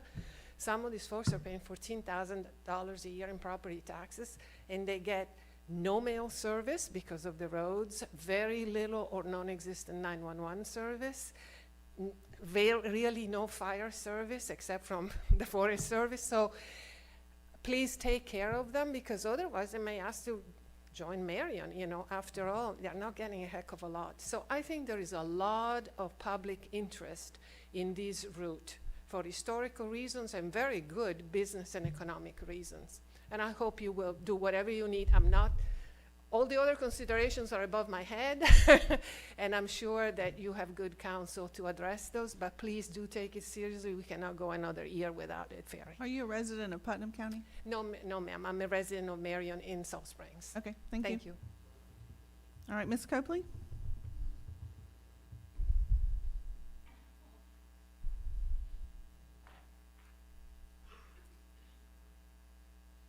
Brenda Copley, 756 National Forest Road, 75G, Fort McCoy, 32134. I'm here just representing the Fort Gates community because nobody knows where we are. People are having medical emergencies down in our area. We call 911. We had a gentleman on Thanksgiving Eve who had a seizure, called 911. They said they cannot come and get him. Come and meet us at the Salt Life Church on 19. We've had incidents where the sheriff's department has been called up for issues, and they take forever to get there because they don't know where we are. I've spoken with the fire services, and we've tried to get the maps straightened out, but we have a real public safety issue with the 29. They don't want to come down that road. It's in terrible shape constantly. And I understand the Forest Service doesn't have the funding to take care of it, but somehow we've got to solve this problem because it's not acceptable that we cannot get emergency care. We had a fire breakout on after lightning strike on Friday. They're still out there today trying to control it, and it's like 7 acres away from the nearest house. So it can potentially be a real problem. We have no evacuation route there. And my understanding with the Black Bear Byway is there are standards that require that be an evacuation route. So there are a lot of things, there's a lot of complications here, I understand that. But we need that ferry open and we need that road maintained. Nobody ever told us when we bought the property that we wouldn't be able to access it because it's not navigable. So I'm here and encouraging you to please help us do that. And Ms. Copley, this is your second home, is that correct? No, we're permanent residents here now for 2 years in Okay. April. Very good, thank Yeah. you. All right, is there anybody else who's wishing to speak on this subject matter who has not filled out a card? All right, coming back to the board for commissioner comments. Madam Chair, Yes. there's been some misunderstanding about the road and the landing and that kind of thing. If we'd get Mr. Ritchie to take his post over there, over here rather, we're going to run through a set of slides and show some pictures, and we'll give some description of what you're looking at and where people will understand exactly. Can y'all hear him good? Hello? Hello? Hello? Thank you. All right, Okay, there you go. all right. It was turned on. Don't All right, look at I me know like it that, is. Alexander. A little decorum. It's getting late. You can't reach me with that thing from there.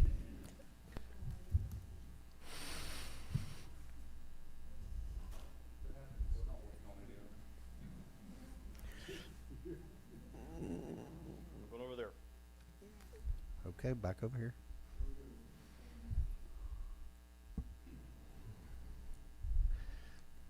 All right, while he's getting ready, I'll give you a little idea of what we did. We went out yesterday with tape rule, and we pulled some measurements on the width of the road and the width of the landing, the width. You went out depth. there. We didn't go out there.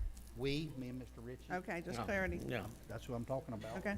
I also went out there She's- separately. She's fed and she's testy. I don't get it. I know. I just don't want anybody to misconceive that all of the commissioners went out together. That's We all. did I'm not just take a clearing field, that we out. did not take an unsupervised field trip. I went Okay, out thank you. separately.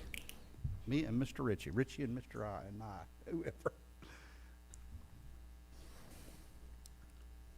There we go. All right, our first picture, I think, will be the one that we took the width, measured the width of the road, and he took some pictures of the tape, and it's, when I say the width, it's just usable part of the road. The road could be wider than this. It's not an exact measurement, it's just a reference of some sort. All right, this is a picture of the landing, the width of the landing, which is, that shows 12 feet. That's the depth of it from the docking facility. I'm not going to call it anything, but the docking facility from there to the edge of the metal ramp is 23 feet. And you're on the west side? Yes, we're on the west side. There's the tape rule. You can see it on the far side laying there, the yellow thing. It's 23 feet from the lip to the very back there. I just moved the tape up where it would sit. There's another view. The end of the tape there, well, here's the steel. Well, slow down. Why don't you go help him? What you can see at basically where it disappears, there's a 10 by 12 foot metal ramp that flips up and down that allows the cars to bridge over onto the ferry. And there's the metal ramp we're talking about. It's 10 feet one way and 12 the other. I can't remember which one it is. 10 feet deep and 12 feet looks wide. like- That's yeah, what it is. There's yeah. 12 feet wide. Move on. There, that's standing right at the ramp. That metal piece you see there, 45's up, to where he can come in and dock his ferry, and then you lower it down on it, and it's a flexible part that you can drive up on and get onto the ferry. All right, next picture. The wall on your right that you see going out into the river, that's basically what he kind of brings his tug up or ferry up against and slides up there to keep him from drifting around. It gives him a stable barrier to keep the ferry straight as he comes in. That's the device, very primitive, but that's what when operational and the cable's mounted to it, you just hand crank it up and hand crank it down. That's the width of the road, 38 feet. I think we show a picture.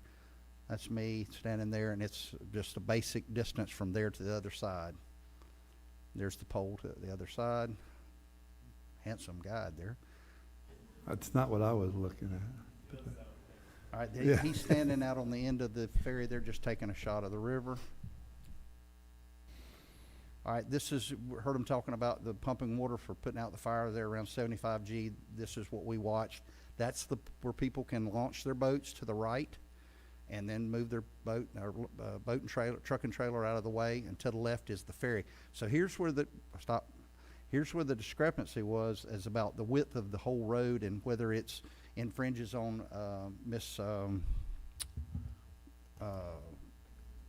Lynn's property or not, because we don't know the actual true width of that road right there to know if it does infringe on her. It may not. If the forest road is 45 feet wide or whatever, I would not think it would infringe on her property at all.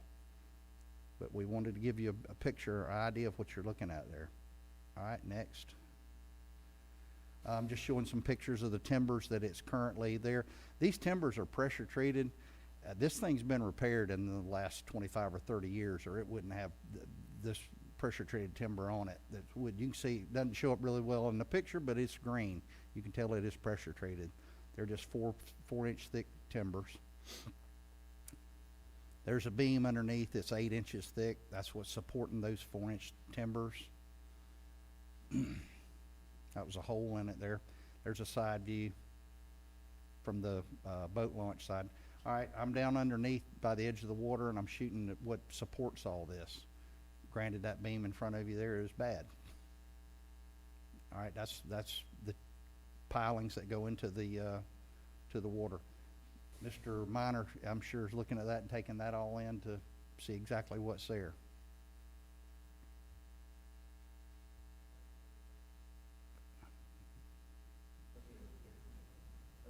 Okay, that's it. I asked Mr. Minor if he would hang around. I know this is not anything binding by no means, but you get a basic gist of what's there and what you see and that type thing. And that would have to be satisfactory. This would have to be brought up to DOT standards, correct? Okay. Would all that have to be totally pulled out and replaced? Come to the police.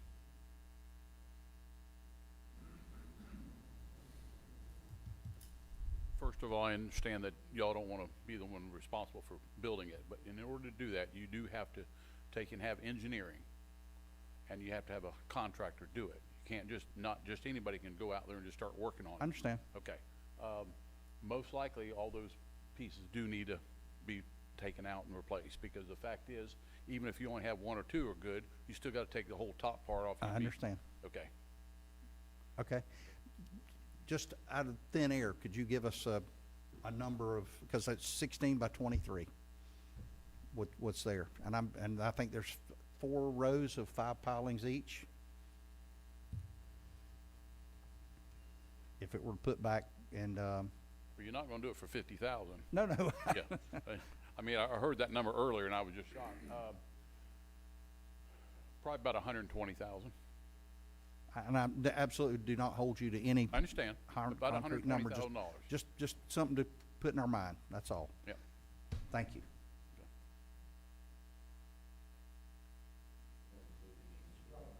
So what is, so,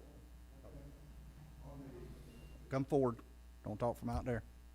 Sorry, Madam Chair. I was just trying to see where you were going. Before any numbers are discussed any further, Commissioner Harvey and I had talked about this before in some of the other meetings, and at that time, it was thought to not bring any monies as far as what it would cost to do anything in a public meeting, because that would give the other companies, because I know what we paid in the past, that's already for public record. But before we say any more numbers, because it'll give an unfair advantage to some of the companies, you know, if we say it's gonna cost $1 million, they're gonna come in at $999,000. And then one other thing I wanted to clear up while I'm thinking about it. It said the insurance was not regulated. It was. That's why I mentioned with Commissioner Harvey that when they paid the premium up front, the county did on the landings, if at any time we would not have paid that, since the county had written that and we were responsible for half, they would have gotten in touch with the county and said, we never got our payment. So just to show the audience and the citizens that there was transparency in that. The county did above and beyond on that. So, and the blueprints here, one of the things that was suggested by our county engineer is that some of the pylons there, when he went out, and that would be JT Stout, when he went out there and looked at those, his suggestion as an engineer was not to remove some of those, but put a caisson around them and bring it up at a certain height. I'm not going to say what it was, but to pour those caissons with concrete to preserve those other ones, and to wrap the new landing on the east side with an ABS plastic so the river worms would need it, and it would give about another 30 years of life. So you might want to question him about that. So. The reason I wanted to show the pictures that we took is just to give everybody an idea, so everybody knows. I'm sure Mr. Commando's never been out there and seen it, or I think he hasn't. So, wanted everybody to have a kind of an idea of what we were dealing with and how width and length and that type thing. That's all I have at this time. All right, Commissioner Harvey, you had your light on? I'm gonna wait. Thank you, Madam Chair. Okay. Ms. Yvette Reyes.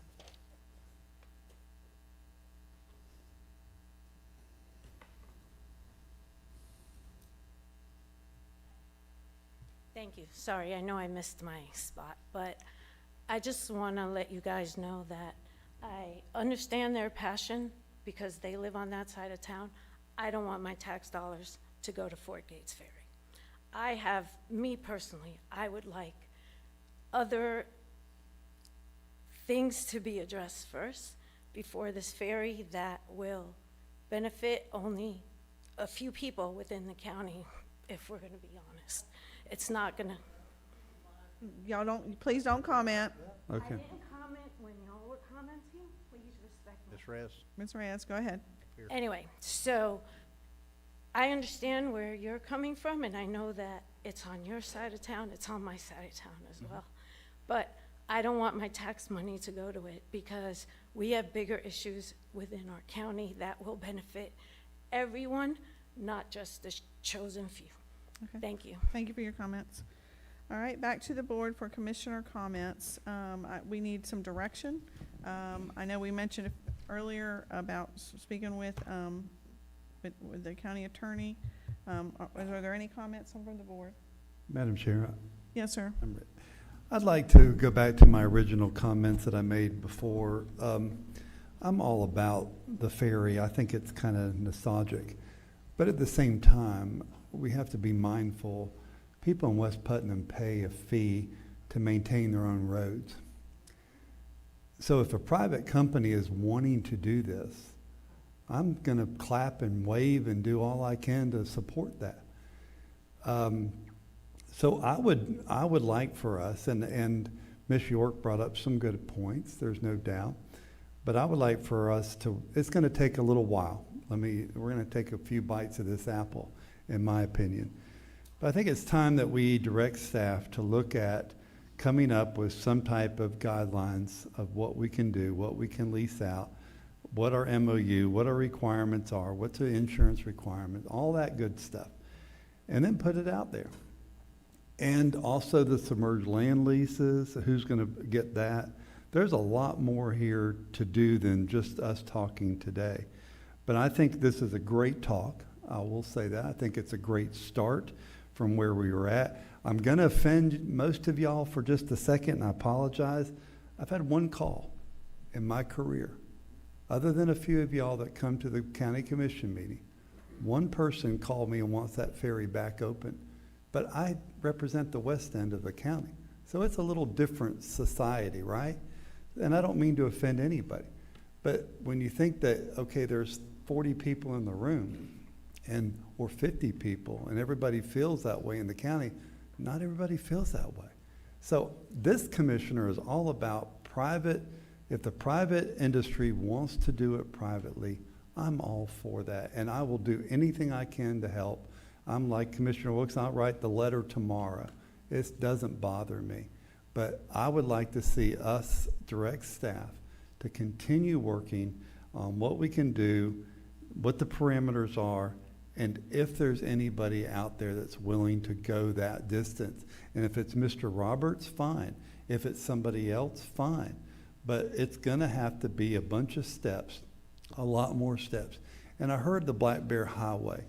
You know, I remember sitting here in this seat when our Public Works Director, John Dukovich, talked about paving 29. We didn't even own 29. We got a grant from DOT, and we checked the box that we owned it. You know who owns it? The Forestry Department does. And some of y'all were in this room when Carl Bauer stood right over there. And he says, I don't care. They're not roads to me. They're service accesses to get to my timber. That's what the man said in this room. And it was offensive to me. It was. But I grew up out there. I hunted the breeding grounds. I took the ferry across. My best friend mother owned the Frontier Dance Hall when I was 18 years old. I grew up in that area, so I know all about that. So I'm just going to say this. If a private company is willing to step up and do something, this commissioner is all about supporting that. So there's my comments, Madam Chair. All right, thank you. Commissioner Palatka, you're recognized. I do see some of it the way Commissioner Harvey does. I think there's a lot more to this onion as we peel back the layers and keep finding out about submerged leases and the legal width of Forest Road 29, and I think all that's going to play into this. I see. I do have some historical value there that concerns me or that I'm interested in, but more than that, the protection of those people's homes out there in the event of fire, that the truck can get there and pump water and get it up there and put up a fire break on those lines to keep that fire from taking over those homes on that waterfront. Again, I think there's things, we're way not near to the end of this. We're a lot closer to the beginning than we are anywhere else. So it's going to require some more effort. But however, in the event that we do decide that, hey, it's going to fall back on Putnam County and that it's our baby, I am very willing to use some of my discretionary funds, if not all of them, to make that fix one time and be done with it. Okay. Are you working with, if you don't mind a question, are you working with somebody at the forestry regarding some of those roads? I've not reached out. Okay, I thought that at one point, I thought you had said that in one of your commissioner comments. Not on this issue. No, I'm not talking about this issue. I'm saying in general, are you working on some kind of, where we used to have a maintenance agreement with the forestry? Yes. I thought you were working. Yes, we are up on Forest Cemetery Road. There's a little community up there. And I got Fort Gates on the brain. It's around Cemetery. What is it? I'm trying to think of the name of that little community, but was a town at one time, had a post office and all that. Got the same name as a town in Connecticut. I don't know, it just escapes me. But anyhow, we're working on getting some road work done there. And I don't want to hurt your feelings down on 75G, but your road is I-95 compared to what these people have. Their road is terrible, absolutely terrible. Their trash trucks are coming there and keep them torn up, and they're you know, you gotta have four-wheel drive or you just don't get in and out, basically, in certain spots in that. So we are working on that. We're asking for a centralized trash location pickup out there. Hopefully we're to get that. That'll get these garbage trucks that are tearing the roads up off of the main drag, where once it's fixed, it won't repeatedly be tearing it up. But yes, we're working on that. Have the forestry folk that I talked to are not really super in favor of the Of an port agreement. gates. They didn't jump up and down and say, you know, they hated it, but they're not really so much in favor of it. Mhm. But I'd like to know the width of Forest Road 29 would give us a big step in the right direction as to, far as Miss Lynn goes, is what, whether it would encroach on her or not. Okay, so one of the requests you're gonna have for staff is to determine whether or not the ownership on that side, on the Ocala side, you wanna understand completely whether we engage with our current surveyor, or we find some survey on file that says that whether there's. Yes, I would think the Forestry Service could tell you without a doubt, a center point and what the width of the road is. I mean, we certainly can ask, I think we can read a legal description. Okay, and that'll give us a lot of so places to if you'll start. start a list over there, Mr. Suggs, of what we're going to be requesting, that sounds like that's on the first set of list. Okay, Commissioner, I'm gonna go to Commissioner Alexander. Do you have any commissioner comments? No, ma'am, I'm happy to see that we're gonna follow through with what I just started to say earlier. We would need to move forward with legal counsel as far as determining where we're at with the ownership and what our next step forward is. I would like to applaud Mr. Roberts. Right, wrong, or indifferent, the man has passion for history, and he's developed a following. Didn't always agree with his delivery, but people don't always agree with mine either. So I look forward to getting a resolution from our legal team, and then we will move forward. All right, Commissioner Newbold. I'll be a little bit repetitive all the way around, I suppose, but I do appreciate all of you being here today, Mr. Roberts. Yeah, I guess sometimes we get a little bit nervous about what we might encounter here, together. You did a nice job, a little winded here and there, but I appreciate the way in which you've presented yourself. I learned a lot here today. Done a little bit of research with county staff. I've been to both sides. I appreciate the historic nature of the structure, what it possibly could bring to our county over time. I see this as an opportunity. It sounds like we've made a little bit of progress here in that there's a willingness from our side, a willingness from the public side. It may turn out that this has to go out to bid. But in the end, I think we're going to come up with a device to move this out of the public domain and into a private space. And I'm willing to help monetarily with my funds to make that happen. Yes, ma'am. Yeah, that'll be fine. Go ahead with your comments. Anyway, I appreciate the discussion today. I feel like we've made progress. I know it's not fast enough for anybody here, but we're moving in the right direction, and hopefully we can come up with the will and the way. Yes, ma'am? Ms. Angie? Oh, I'm sorry. There was a quick clarification that when they said that our contract expired, our contract did not expire because of anything on our behalf. We have the boat and the barge ready to go. It was on the behalf of the fact that there was no landing to go to. So that was why the contract expired. So there was not because of our inability to do the service. Thank you. I don't disagree with you. Thank you. Okay. All right, so I've already shared my comments. I do appreciate the historical portion of that. Okay, we have somebody else? Yeah, come on up so we can get it on record. If it would help y'all, Miss Lynn has a survey along showing the right-of-way by occupation of 50 foot if you. Yeah, that would be really helpful. Okay, who should we, I'll go out to the car and get it. Mr. Suggs, or, yeah, Okay. yep, thank All right, you. Thank you.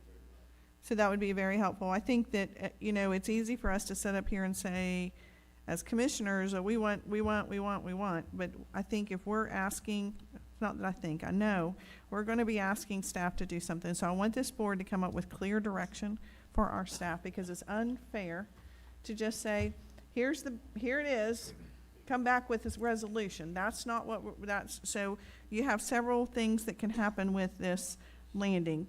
The landing is repaired on the Palatka side, it's not repaired on the Ocala side. So what we've asked about is there a way that we could allow another entity to use it, whether it be temporarily, long-term, whatever? I do agree with Ms. York. There probably has to be, we need to look at our policy and procedures on, is it a surplus? How do we, if it's not a surplus, do we send it out to bid? Because she's absolutely right. It could be that there are other people interested in it. But then what are the parameters of that, right? Because it's not just using the landing. To Mr. Travis Roberts' point, he owns the ferry and the land and the barge, or his entity does, or somebody other than the county. And so, would it still have the same, I mean, I don't know the answer to that. Is it the same significant does it not become Fort Gates Ferry? Is the Fort Gates Ferry the landing, or is the Fort Gates Ferry the ferry, or is it all of the above? So those are questions that I don't really understand. But what else? I'm asking my commissioners to give direction to staff. So I have a question regarding that. Saying that we did put it out for bid, we want to make it equivocal for everyone. And what Mr. Roberts has offered to do in his bid, per se, is to rebuild the ferry as part of the contract. So is that what we ask? Is what we're asking is, do we send out a bid that says, this is for, somebody would have to be willing to provide a boat, provide a tug, provide rebuilding of the dock, and operate it thereafter, as well as providing the insurance. He's offered to do all of that. So if we're going to put out a contract, it needs to contain all of that verbiage, in my opinion. And also, we still need to establish legal ownership of that area. So I think those are the main things that we need to address. I think, the first step is, the first step is definitely making sure we understand the legal ownership, because you have 3 layers. You have the land, huh? Yeah, it's the land, The merged land too. I'm getting there, y'all. It's the land itself, the dirt that's dry. It is then the landings on both sides, and then it's the submerged land lease. That's right. So there's 3 layers to that. So I just want to clarify. Is that what you were going to say? Okay. Yep. All right. Yep. All right, are there any other comments from commissioners to our administrator and staff? County Attorney, what are your comments? Nothing. We have good direction from the commission. We can move it on a path forward and bring it back to you once we have concrete answers that you're looking for. Yeah, it sounds like there's some research that needs to be done as to procedurally and what our options could be on this option. Yes, sir, Commissioner Alexander.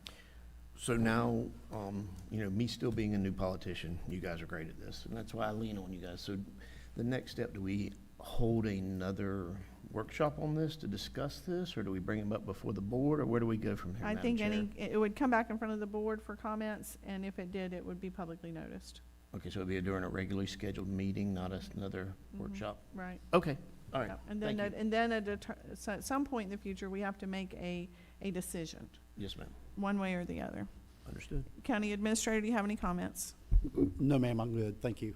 All right, before we close, I'm going to give this one last opportunity because it is a workshop and I want to be fair to everybody. Is there any other public comment? Yes, ma'am, you're welcome to come up. Please state your name and address. My name is Pam Olson and I live in Hey, Pam. Palatka. Hi. Hi. And Remember meeting you.